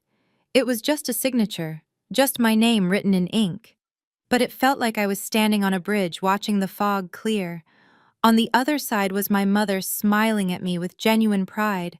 On the other side was Dominique actually wanting to spend time with me instead of treating me like a photo prop. On the other side was a family dinner where I was not the punchline. I felt a desperate ache in the center of my chest. It was the old wound, the one that opened every time Beatrice forgot my birthday or criticized my hair. Signing this paper would stitch that wound closed. If I gave them the money, they would have to love me. They would have to keep me close because I was the golden goose. It was a transactional love, but in that moment, I was so hungry for connection, I was willing to pay the price. Beatrice leaned in, her cheek brushing against my hair. "Do it, baby girl," she whispered. "Do it so we can go home. We will stop and get ice cream on the way. Just like we used to. We never used to get ice cream." She was rewriting history, and I was letting her. I lowered the pen, the tip hovering millimeters above the paper. "Ms. Vance, stop!" Mr. Henderson's voice was sharp, cutting through the warm haze Beatrice had spun around me. He was standing up, his hands pressed flat on the table. "Do not sign that document," he said firmly. "I cannot let you do this without explaining Clause 4. Brad slammed his hand down on the table, making the water pitcher jump. "You are done talking, Henderson." "I am not done." Henderson shot back, ignoring Brad and looking straight at me. "Aaliyah, listen to me. Clause 4 grants him irrevocable power of attorney. That means once you sign this, he can liquidate the assets without your permission. He can sell the land. He can drain the accounts. He can move every cent to an offshore shell company, and you will not be able to stop him. You are not signing a management deal. You are signing a surrender." Beatrice stiffened beside me. Her hand on my shoulder tightened, turning from a caress into a claw. Brad stood up to his full height, looming over the bank manager. "That is enough. I am going to have your license for this. This is tortious interference with a private family contract. You are a banker, not her lawyer. If you say one more word to my client, I will sue this branch into the ground, and I will personally see to it that you are fired before lunch. Do you hear me, Henderson? I will destroy you." The threat hung heavy in the air. Henderson looked at Brad, then at the security guards who were watching nervously. He knew Brad had the connections to make good on that threat. He slowly sank back into his chair. His face pale, but his eyes were pleading with me. He had done all he could. The rest was up to me. Brad turned back to me, smoothing his tie. "See, Aaliyah. He is just trying to scare you because he wants the commission fees for the bank. He does not care about you. We do. We are family." He tapped the signature line again. Just sign it, Aaliyah. Let us get out of here. I looked at Henderson, who looked defeated. I looked at my mother, who looked expectant. The little girl inside me, who was terrified of being abandoned again, took over. I pressed the pen to the paper. The black ink bled into the white fiber, forming the first loop of my name. The black ink was still wet on the page when the heavy double doors of the executive suite crashed open. It was not a polite knock. It was an invasion. 3 men and 2 women in charcoal suits strode into the room, moving with the synchronized precision of a hit squad. They carried leather folios and radiated an air of absolute terrifying authority. Step away from the document. The lead attorney, a tall man with silver hair and eyes like flint, barked the order. He did not shout, but his voice carried a weight that made the air in the room freeze. Brad spun around, his face flushing a deep crimson. "Who the hell are you? This is a private meeting. Get out before I call security. I am security, Mr. Miller." The silver-haired man walked straight to the table and placed his hand firmly over the blue folder covering my half-written signature. "I am Arthur Sterling, General Counsel for First National Bank, and these are my associates. We are here to enforce the protective covenants of the Otis Vance Trust." He looked down at me, his expression softening just a fraction. Ms. Vance put the pen down. "You are under no obligation to sign anything. In fact, I strongly advise against it." Brad stepped forward, trying to use his physical size to intimidate Sterling. It did not work. Sterling looked at him like he was a stain on the carpet. "Listen here, Sterling." Brad spat, his voice shaking with rage. "I am a senior analyst at Archer & Company. This is my client and my family. We are executing a standard asset management agreement. You have no jurisdiction here." "I have every jurisdiction," Sterling replied coolly. "You are on First National property attempting to transfer control of a Level 5 restricted asset. Under Banking Regulation 12 Section C, we have a fiduciary duty to ensure the beneficiary is acting of her own free will and with full understanding of the asset's structure." He picked up the blue folder and flipped it shut, pulling it away from me. "Furthermore, this document you drafted is predatory." I glanced at Clause 4 while walking in. "It waives the beneficiary's right to audit. That is not standard family protection, Mr. Miller. That is theft." Beatrice gasped, clutching her pearls. "How dare you? We love Aaliyah. We are just trying to help her." Sterling turned his gaze to my mother. His eyes were cold enough to freeze water. "Madam, we have reviewed the security footage from the garage. We know exactly how much you love your daughter, and we know you threw this asset in the trash." Brad slammed his fist on the table. "That footage is private property. You are violating privacy laws. I will sue this bank for everything it has." "Go ahead," Sterling challenged, crossing his arms. "But before you file that suit, you might want to explain to the State Bar why you are coercing a distressed client into signing an irrevocable power of attorney without independent legal representation. That is a disparable offense, Brad. Do you want to lose your license today?" Brad froze. The threat was real. He looked at the team of lawyers behind Sterling, then at Mr. Henderson, who was watching with a grim satisfaction. Brad was outgunned. He knew it. Sterling turned back to me. "Ms. Vance, the bank provides independent counsel for founding partner beneficiaries. We can review this document line by line with you right now. If it is truly in your best interest, we will approve it. If not, we will shred it. What would you like to do?" I looked at the pen in my hand. I looked at Brad, who was sweating. I looked at the blue folder that Sterling was holding out of reach. The spell was broken. The fog of Beatrice's fake love was lifting, and the sharp reality of what almost happened was setting in. I set the pen down. "I would like to review it," I said, my voice steadying. Line by line. Brad's face went pale. "No, Aaliyah," he pleaded, his voice losing its arrogant edge. "We do not need them. They will just complicate things. Just trust me." "I trusted you yesterday," I said, looking him dead in the eye. "And you told me I was holding garbage.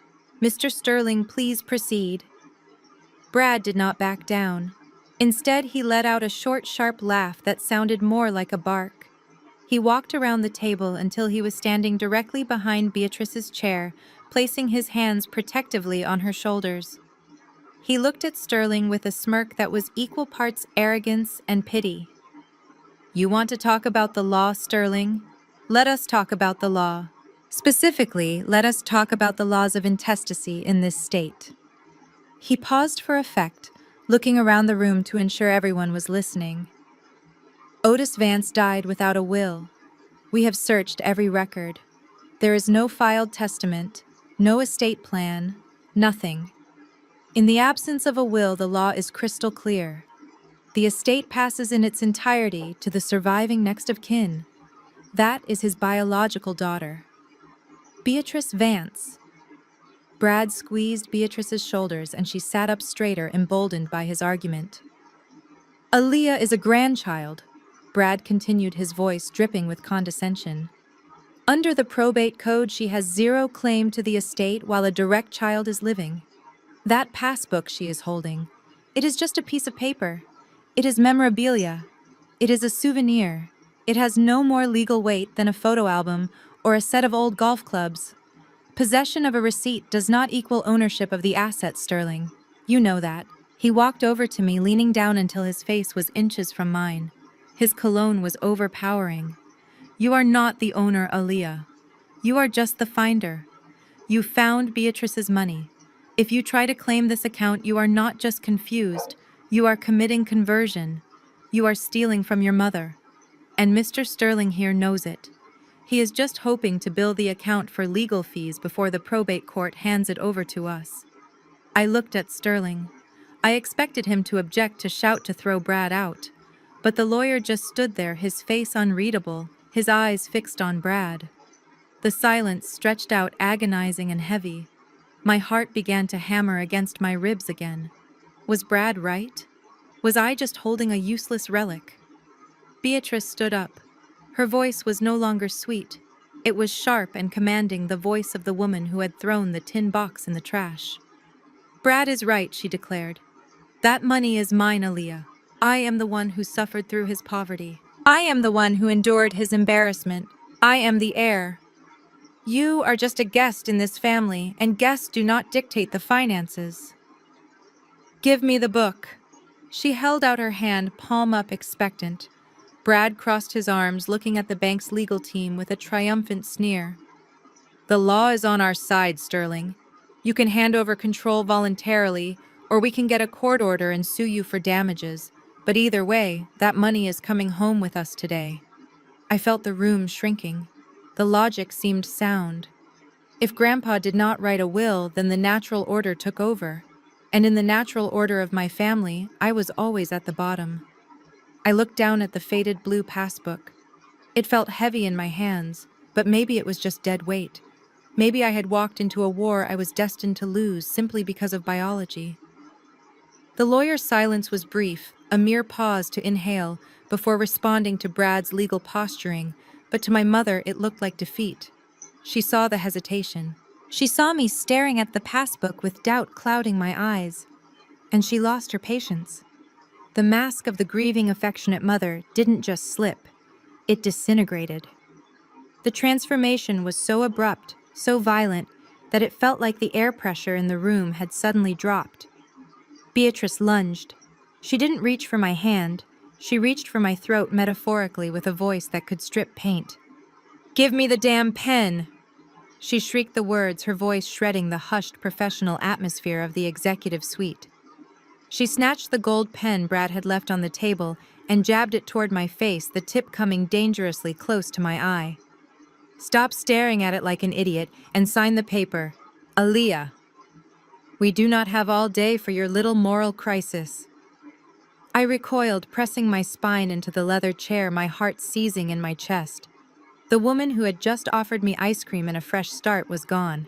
In her place was the tyrant who had terrorized my childhood, the woman who used humiliation as a parenting tool. Her eyes were bulging, the veins in her neck throbbing against her pearls. "Mom," I whispered the word, feeling like ash in my mouth. "Do not you, Mom," Me, she spat, leaning over the table, her spittle flying onto the polished mahogany. Who do you think you are? You are a librarian, Aaliyah. You stamp books for minimum wage. You live in a shoebox. You think you can handle $45 million. You think you deserve it. She laughed, a cruel barking sound that echoed off the glass walls. You are nothing. You have always been nothing. You are just a placeholder until the real adults step in. That money is mine. My father owed it to me for the miserable childhood he gave me, and you are trying to swallow it whole, you ungrateful, greedy little parasite. Brad stepped forward, looking genuinely alarmed. Even he realized she was torching the bridge they were trying to cross. Beatrice, calm down. Let's keep this civil. Shut up, Brad. She turned on him wild-eyed. I am done being civil. I am done begging this charity case to do the right thing. She is stealing from us. She is stealing my future. Your future. Dominique's house. Look at her. She pointed a shaking finger at me, her face twisted into a mask of pure hatred. You think you are special because you dug a tin can out of the garbage? You are just a thief. Now sign the paper and give me back my inheritance before I drag you out of this bank by your hair. The room went dead silent. The violence of her outburst hung in the air like toxic smoke. The bank lawyers looked horrified. Dominique was staring at her shoes, but I was looking at her, really looking at her. There was no love there. There never had been. The baby girl, the tears, the memories of me being sick, it was all a performance. A script written by greed and directed by desperation. She didn't want a daughter. She wanted a signature. She didn't want to save me. She wanted to rob me. Mr. Sterling cleared his throat. The sound was calm, precise, and dangerous.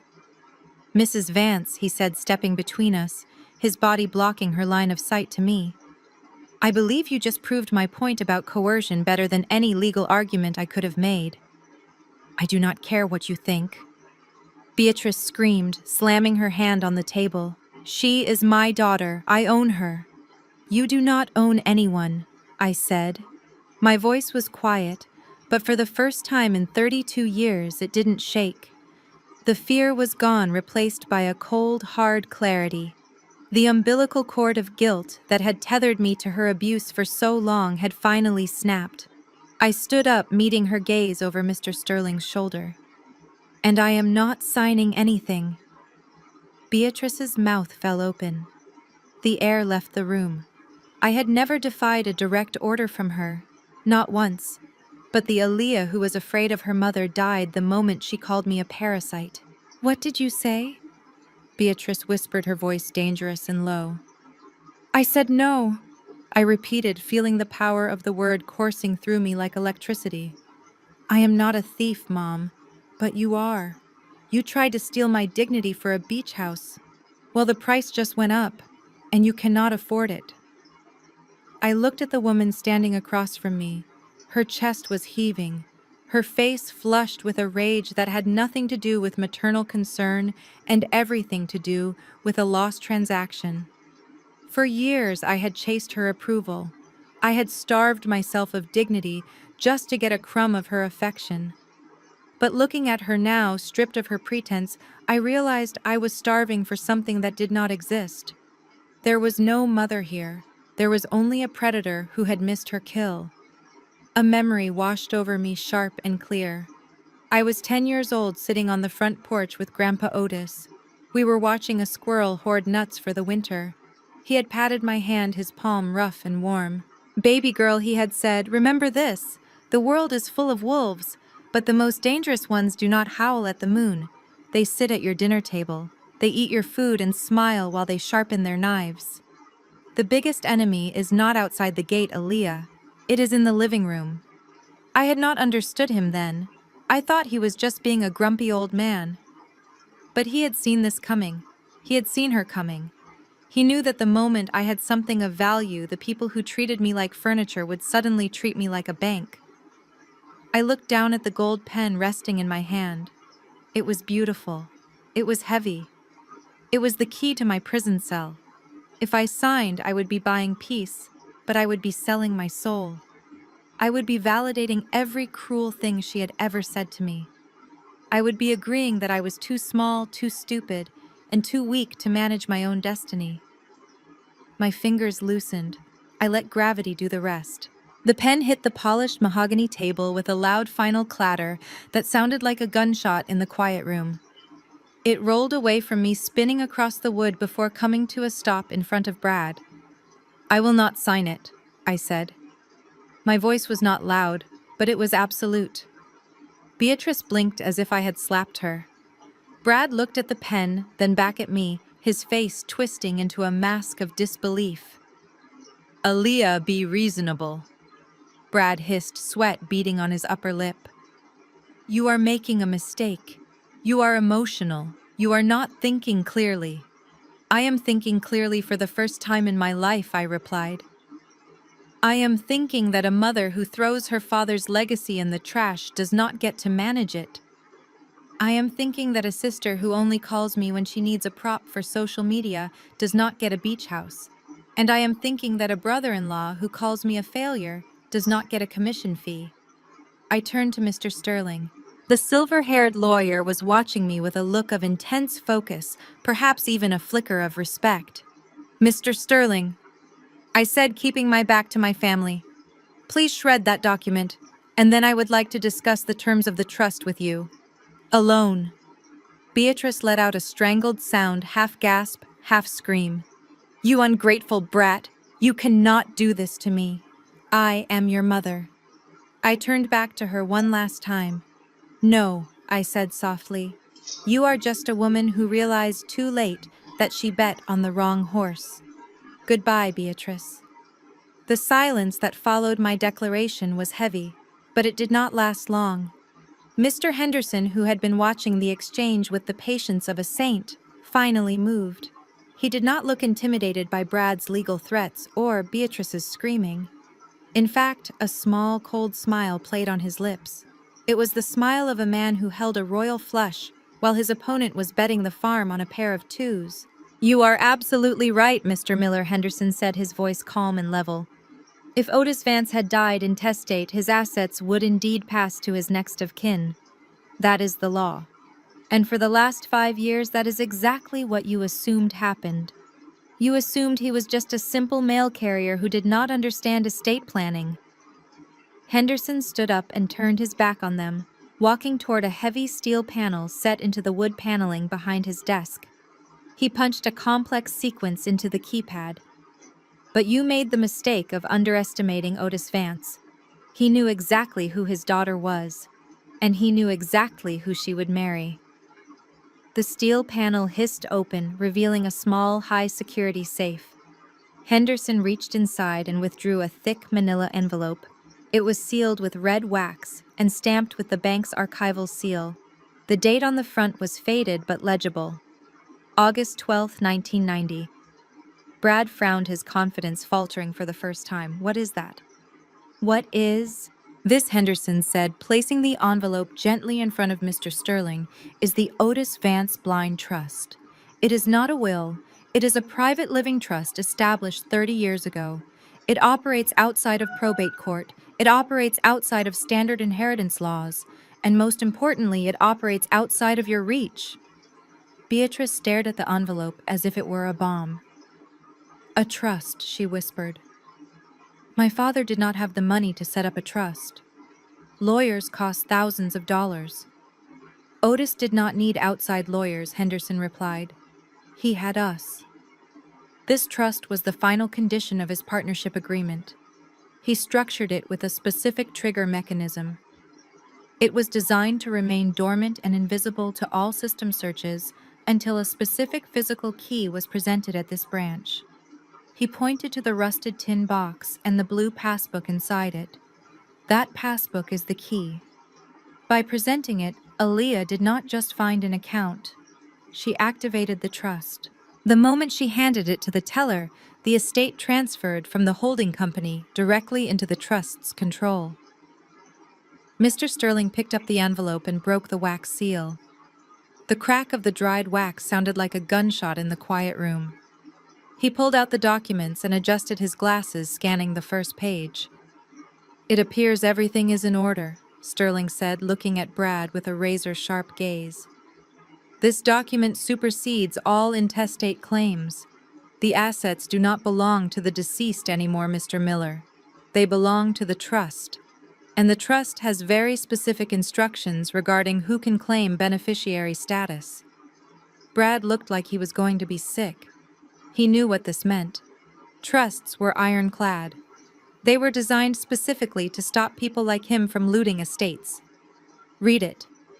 Brad choked out, his voice strained. Read the terms. If it is a family trust, Beatrice is still the primary beneficiary. She is the matriarch. Sterling turned the page. His eyes widened slightly as he read the text. He looked up at me, then at Beatrice. Actually, Sterling said, his tone dropping to a deadly serious register, the terms are quite unique. Mr. Vance seemed to anticipate this exact scenario. The trust does not name a beneficiary by birthright, it names a beneficiary by character.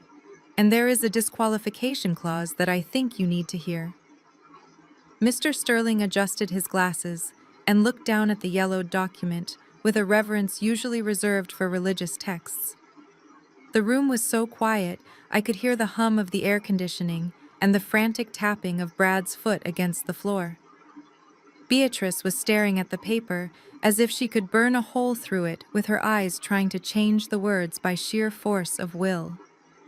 I am going to read Article 7, subsection B. Sterling announced, his voice carrying the weight of a judge passing sentence. It is titled the Steward's Clause. Listen closely, Mr. Miller, because this is where your argument regarding next of kin falls apart. He cleared his throat and began to read. The text was legal, but through the jargon I could hear my grandfather's voice. It was sharp, deliberate, and undeniably him. The assets held within this trust are to be transferred solely to the individual who presents the physical passbook, OP-1965-G. However, possession alone is not sufficient. The grantor. Otis Vance recognizes that items of sentimental value are often discarded by those who prioritize surface appearance over intrinsic worth. Therefore, the beneficiary must be a true steward. Sterling paused, looking directly at Beatrice. She flinched, shrinking back into her chair. He continued reading. To qualify as a steward, the bearer must have maintained voluntary custody of the passbook. Any act of discarding, disposing, trashing, or abandoning the physical instrument, even if it is later retrieved, constitutes an immediate and permanent forfeiture of all rights to the trust. The assets are reserved for the one who kept the book when it appeared worthless, not the one who retrieved it once its value was revealed. The words hung in the air like a guillotine blade. The one who kept the book when it appeared worthless. Sterling lowered the document. Otis Vance was a brilliant man, he said softly. He knew that if he left this money to you directly, Mrs. Vance, you would have squandered it on appearances. He knew you were ashamed of his humble life. So he created a test of character. He tapped the paper.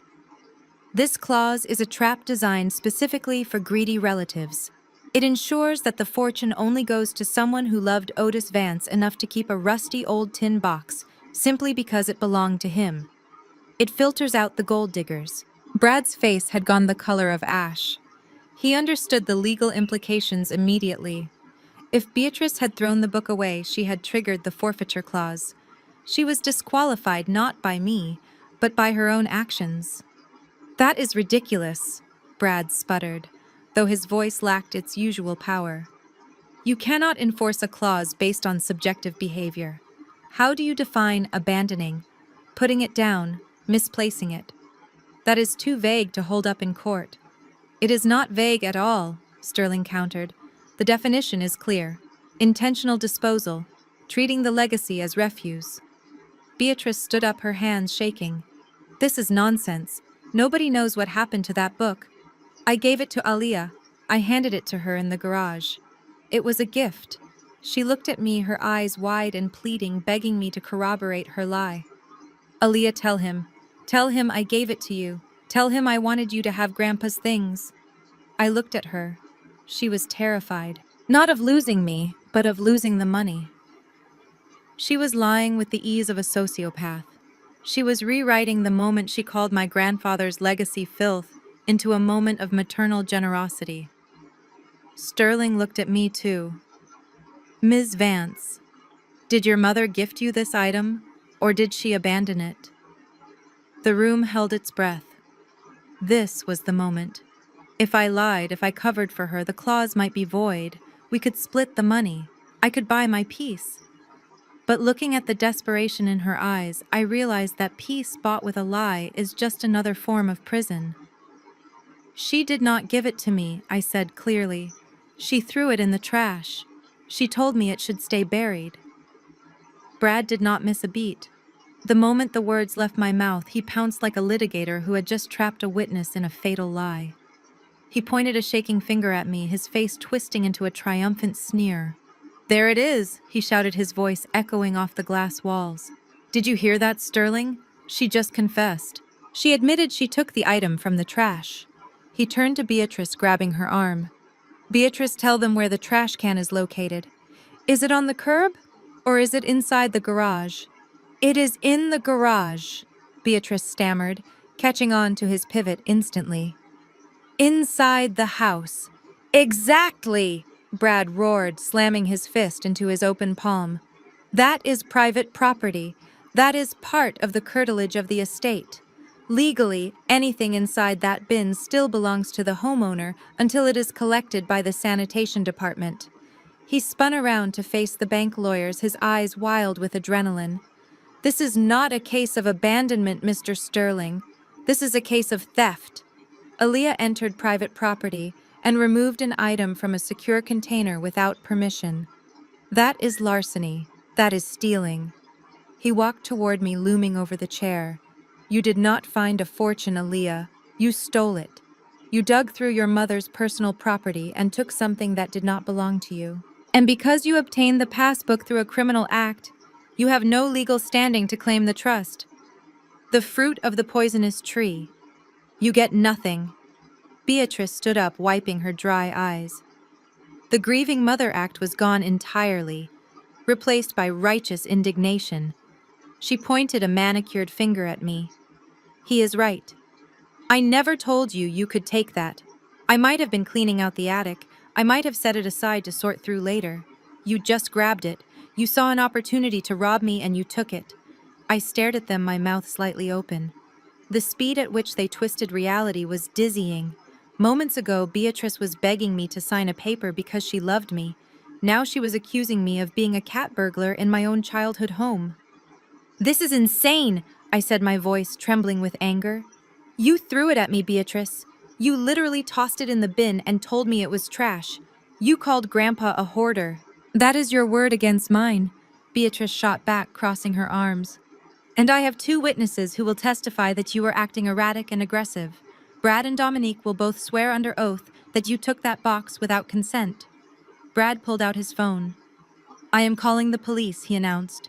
"We are filing a report for theft of property valued over $1 million. That is a felony, Aaliyah. You are not walking out of here with a check. You are walking out in handcuffs. Unless..." He paused, holding the phone in the air, letting the threat hang there. "Unless you admit you made a mistake. Hand over the book, sign a waiver, admitting you have no claim, and we will decline to press charges. We will let you walk away clean. We will even give you a few thousand for your trouble. But if you force us to litigate, we will destroy you. We will paint you as a bitter, estranged daughter who robbed her grieving mother. Who do you think the jury is going to believe? The wealthy, successful family, or the girl who digs through garbage?" I looked at Mr. Sterling. The silver-haired lawyer was not panicking. He was watching Brad with a look of mild annoyance, like a man watching a toddler throw a tantrum in a fine restaurant. "Are you done?" Mr. Miller Sterling asked calmly. "Because while your understanding of property law is creative, it is fundamentally flawed regarding the specific terms of this instrument." Brad scoffed. "It is basic property law, Sterling. Theft is theft." Sterling picked up the passbook, holding it with a white-gloved hand. He looked at me, then at Brad. "Actually, under the unique bylaws of the Vance Trust, The definition of ownership is not defined by who owns the trash can, it is defined by the intent of the grantor. And Otis Vance was very specific about what happens when his legacy is treated like garbage. Brad stood there with his thumb hovering over the call button, his face twisted into a mask of smug victory. He thought he had me cornered. He thought his superior knowledge of property law and his expensive suit were enough to crush me. He had forgotten one crucial detail about himself. Brad was a narcissist who loved gadgets more than he loved people. I reached into my pocket and pulled out my cracked smartphone.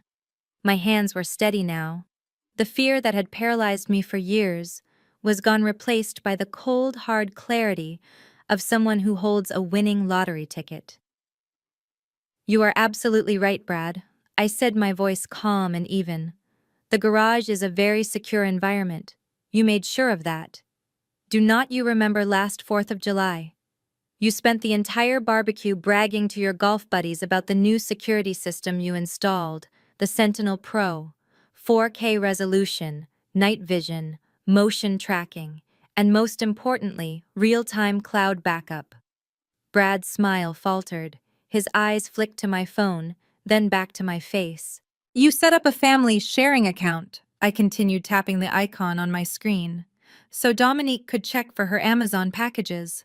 You added me to the account so I could monitor the driveway when you guys were on vacation. And you never removed me, Brad. I guess you thought I was too insignificant to worry about.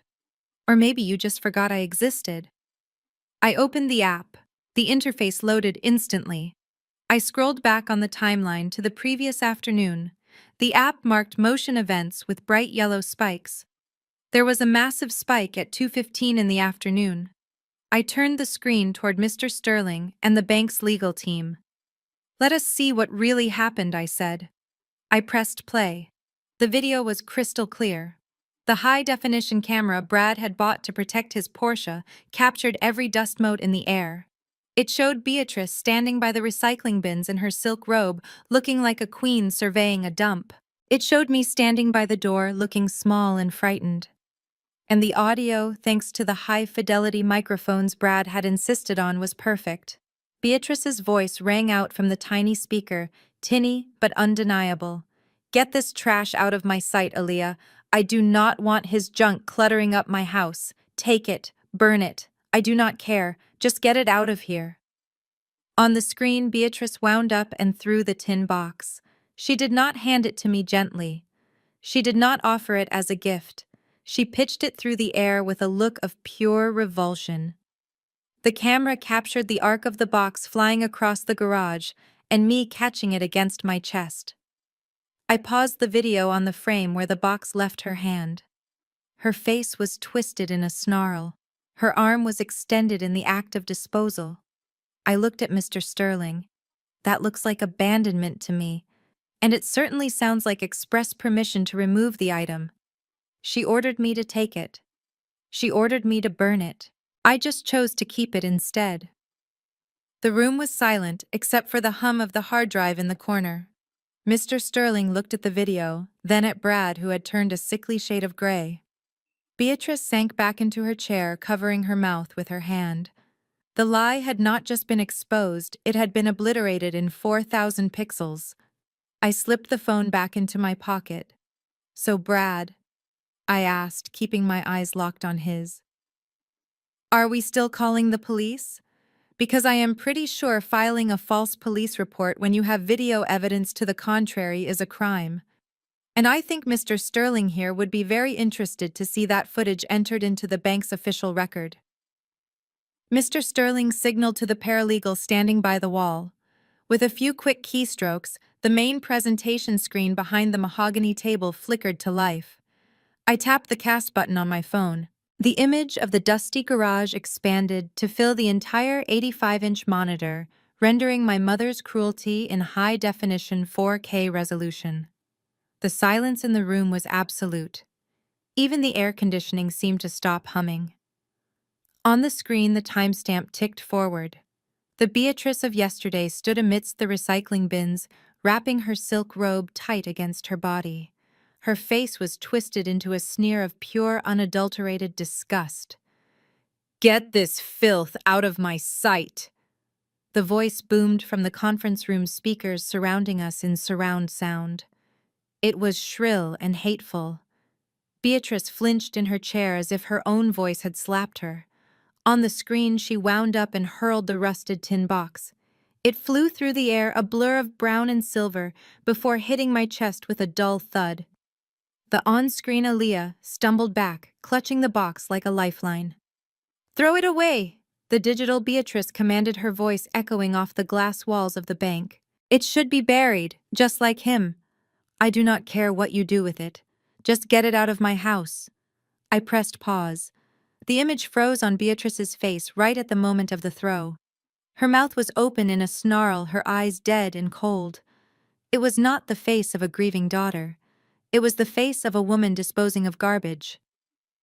Mr. Sterling stepped forward into the light of the projector, his shadow falling across the frozen image. He looked at Brad, who was staring at the floor, unable to meet anyone's gaze. "That, Mr. Miller, is what we call a dispositive act," Sterling said, his voice slicing through the tension. "In the eyes of the law, property is considered abandoned when the owner voluntarily relinquishes possession with the intent of terminating their ownership." He pointed to the screen. Mrs. Vance did not lose that box. She did not misplace it. She did not lend it. She expressly commanded the defendant to remove it and destroy it. She used the words "throw it away" and "I do not care." By uttering those phrases and physically ejecting the item from her control, she severed her legal claim to the asset instantly. Sterling turned to Beatrice, who was now pale and trembling. "Mrs. Vance, the moment that box left your hand, you abandoned your inheritance. You did not just throw away a tin can. You threw away the trust. You threw away the land. You threw away $45 million. And because Ms. Vance retrieved the abandoned property, it is now legally hers. Not by theft, but by the ancient law of finders keepers." He looked back at Brad. "So your claim of larceny is dead. Your claim of intestacy is dead. The only thing left in this room is the undeniable proof that you and your wife are exactly the kind of people Otis Vance wrote that clause to protect his legacy from." I disconnected my phone and the screen went black, plunging the room back into the soft, ambient lighting of the executive suite. The darkness felt like a judgment. Beatrice let out a small, choked sob, but nobody moved to comfort her.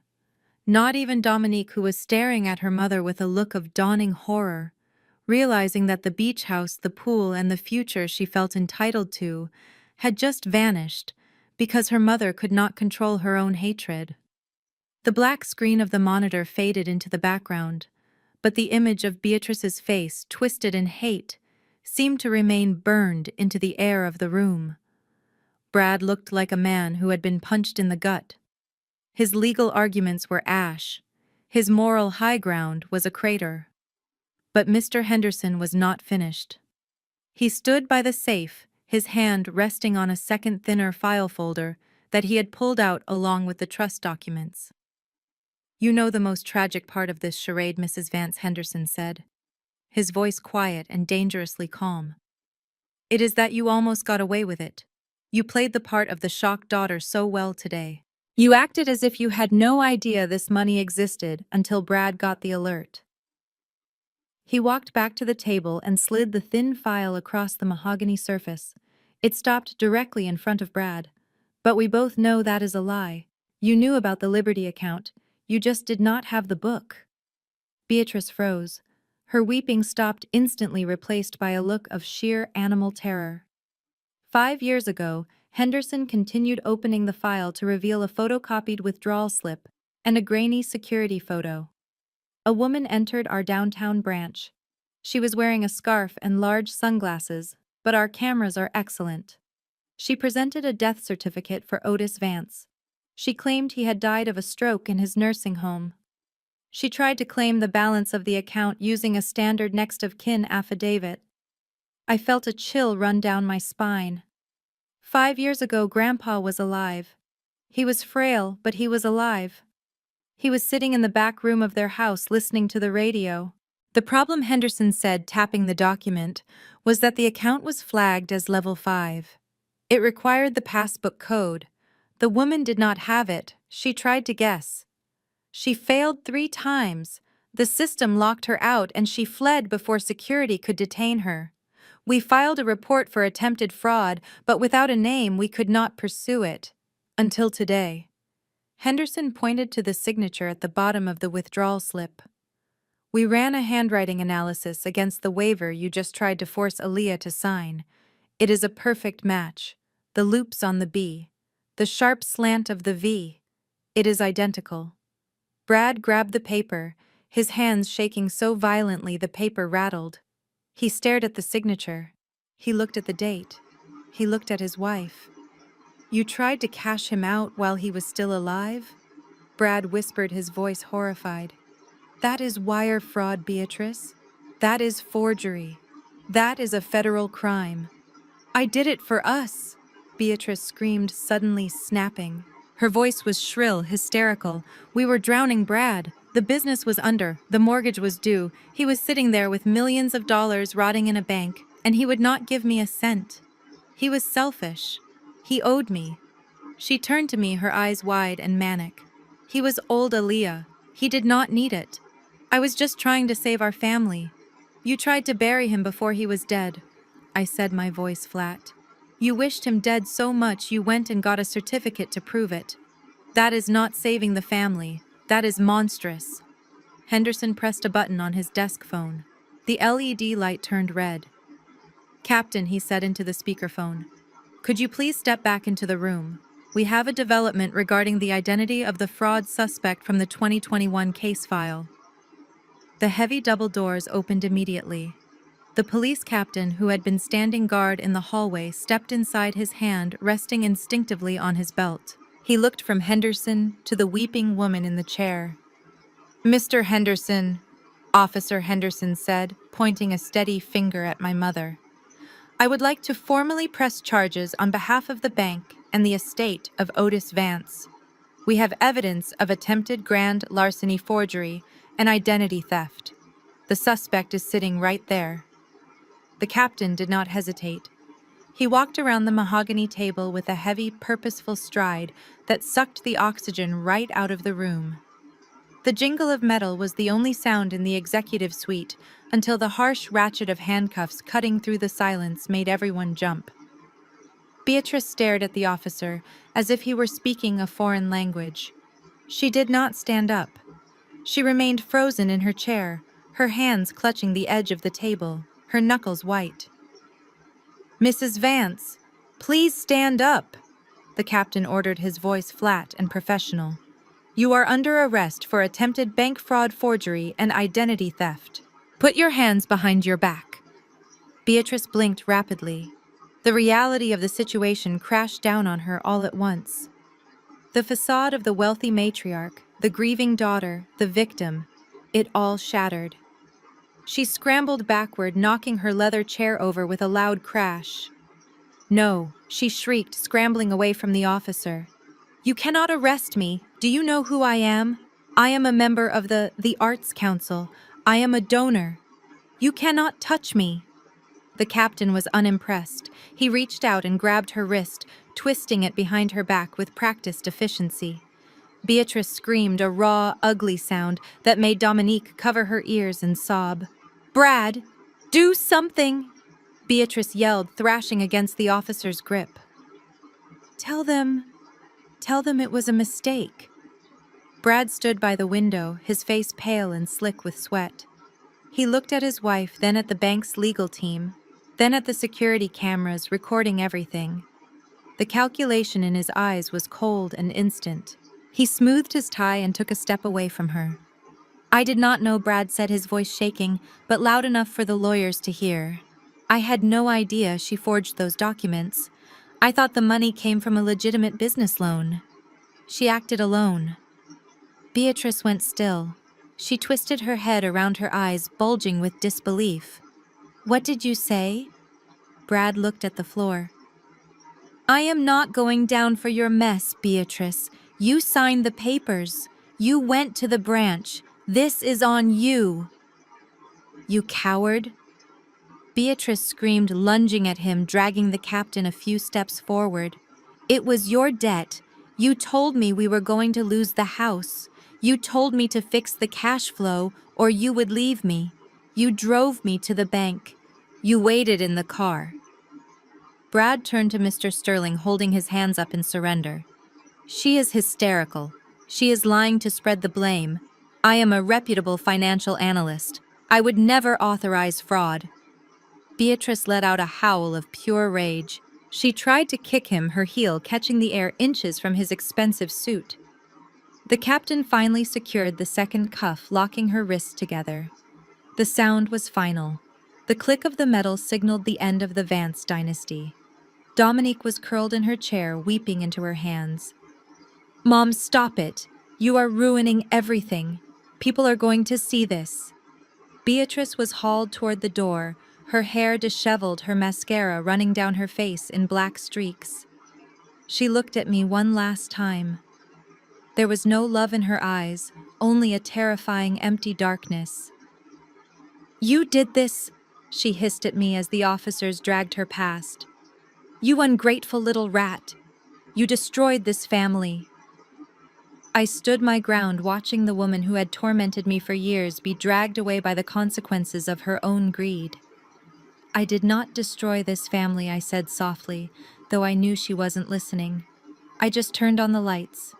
And you couldn't survive the glare. The double doors swung shut behind her, cutting off her screams. The room fell into a stunned silence. Brad stood alone by the window, a man without a shield, while Dominique cried for a life that was already gone. I looked at the rusted tin box on the table. It was just a box, but it had done what I never could. It had set me free. The heavy double doors clicked shut, sealing the room in a silence that felt louder than Beatrice's screaming. Brad stood by the window, his chest heaving slightly. He took a moment to adjust his cuffs, pulling the fabric straight. He ran a hand through his hair, composing himself. He was a survivor. He had just thrown his wife to the wolves to save his own skin, and now he was calculating his next move. He turned toward me, a practiced, sympathetic smile plastered on his face. It was sickening. Aaliyah, he said, his voice smooth as oil. I am so sorry you had to see that. I had no idea she was that unstable. You have to understand, I was a victim of her manipulation too. He walked toward the table, reaching for his briefcase. I think it is best if we all take a breather. I'm going to head back to the office, handle the damage control, and we can reconnect next week to discuss a proper management strategy for your trust. Without Beatrice's interference, of course. He actually thought he was walking out of there. He thought he could just step over his wife's metaphorical corpse and cut a deal. Mr. Miller. Henderson's voice was not loud, but it stopped Brad in his tracks. The bank manager was standing by his desk holding a flash drive. He looked at Brad, not with anger, but with the clinical detachment of a coroner pronouncing a time of death. You are not going back to the office, Henderson said. In fact, if I were you, I would not bother going back there at all. Your keycard is likely already deactivated. Brad frowned, a flicker of annoyance crossing his face. Excuse me, you do not tell me where I can go. I am a senior analyst at Archer & Company. I have a meeting at 2. You had a meeting, Mr. Sterling corrected, stepping forward. But 5 minutes ago, while the police were detaining your wife, Mr. Henderson sent a priority data packet to the compliance officer at your firm. It contained the video footage of this meeting. Specifically, the part where you attempted to coerce a vulnerable beneficiary into signing an irrevocable power of attorney without legal counsel. Brad went rigid. His arrogance evaporated, replaced by a dawn of genuine horror. You sent them the tape. That is privileged communication. There is no privilege when a crime is being committed. Sterling replied coldly. And that was just the first email. The second one went to the Securities and Exchange Commission, and the third went to the FINRA Ethics Board. Brad staggered back as if he had been slapped. He gripped the back of a chair to steady himself. You cannot do that, he whispered. You will ruin me. You ruined yourself, Henderson said, his voice hard. We also included the transcript of you claiming false knowledge of estate law to facilitate a theft. In the finance world, Mr. Miller, that is called gross ethical misconduct. You are done. You will never trade a stock, manage a portfolio, or set foot on a trading floor again. You are radioactive. Brad pulled out his phone. He stared at the screen. His hands were shaking so hard he almost dropped it. My notifications, he stammered, his eyes wide and wet. They are blowing up. HR just emailed me. Security is being sent to my desk to box up my personal effects. He looked up at me, his eyes pleading. Aaliyah, please, you can stop this. Tell them it was a misunderstanding. If I lose my license, I lose everything. The house, the cars, the pension. I will be destitute. I looked at the man who had mocked my rusted Honda. The man who had laughed when Beatrice threw my inheritance in the trash. You are smart, Brad, I said, echoing the words he had used on me earlier. You can figure it out. Maybe you can get a job delivering mail. I hear it is honest work. Two security guards stepped forward. Mr. Miller Henderson said, gesturing to the door. You are trespassing. Please remove yourself from the premises before we add criminal trespass to your list of problems. Brad looked around the room one last time. He looked at the empty chair where Beatrice had sat. He looked at the millions of dollars on the table he would never touch. Then, with his head hung low, the wolf walked out of the room, leaving nothing behind but the smell of expensive cologne and failure. The silence that followed Brad's departure was heavy and suffocating. The only sound left in the room was the soft, rhythmic buzzing of a phone vibrating against the mahogany table. It was Dominique's phone. She was huddled in her chair, her mascara smeared in raccoon-like circles around her eyes, staring at the screen with a look of absolute incomprehension. It was not a text message. It was a push notification from her banking app. Then came another one. And another. A cascade of digital rejections scrolling down her lock screen. My cards. Dominique whispered, her voice trembling. Why are my cards declining? She tapped frantically on the glass, opening her accounts one by one. I watched the color drain from her face. The platinum card, suspended. The joint checking account she shared with Beatrice, frozen. Even her emergency credit line, revoked. The intricate financial web that sustained her lifestyle, the daily blowouts, the designer leases, the brunch tabs, had unraveled in seconds. The bank, reacting to the fraud charges against the primary account holder, had locked down everything linked to Beatrice Vance. Dominique looked up at me, panic rising in her chest. Aaliyah! My Uber account just kicked me off. I cannot even call a ride home. I said nothing. I just watched her. She stood up, her legs shaking, and stumbled toward me. She did not look like the confident influencer who had mocked my clothes yesterday. She looked like a child who had lost her mother in a supermarket.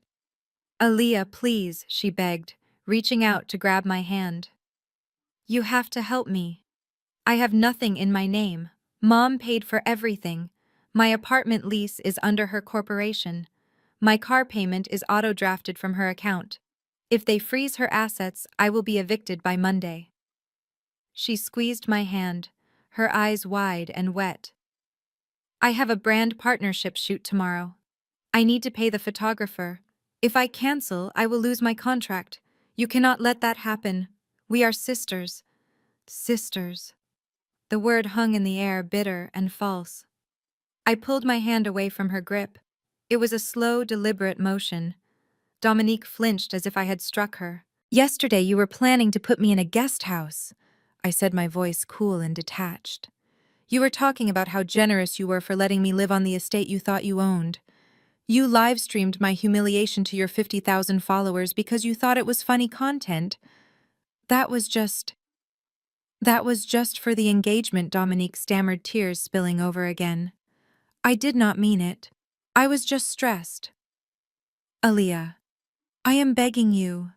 I do not know how to pay bills. I do not know how to do any of this. I will die out there. You are 26 years old, Dominique, I replied. You have a college degree that Grandpa paid for. You have 2 arms and 2 legs. You are not going to die. You are just going to have to do what I have done every single day since I turned 18. I turned my back on her, facing Mr. Henderson in the window. You are going to have to work for a living. But Aaliyah, she wailed, her voice rising to a shriek, I cannot work. I am a brand. I am a public figure. You have $45 million. You can spare 5,000. Just give me enough to get through the month. Mr. Henderson stepped forward, signaling to the remaining security guard. Ms. Vance has made her position clear. Please escort this individual to the lobby. The guard took Dominique by the arm. She did not fight like Beatrice. She just collapsed into heavy sobbing heaves, her legs dragging slightly as she was led away. Aaliyah, look at me. I am your sister. You cannot leave me like this. I did not turn around. I stared out the window at the city skyline, at the buildings my grandfather had bought to save his community. I heard the elevator doors slide open, then shut, cutting off her wails. The room was finally quiet. The toxic noise that had filled my life for decades was gone. I was alone, but for the first time, I did not feel lonely. I felt clean. The morning air was crisp, carrying the scent of wet concrete and new beginnings. I stood on the corner of 4th and Main, watching the massive crane lower the heavy brass letters of the old bank sign onto a flatbed truck. For 50 years, First National had loomed over this district like a fortress, a place where people like my grandfather were allowed to deposit money, but never allowed to sit at the table.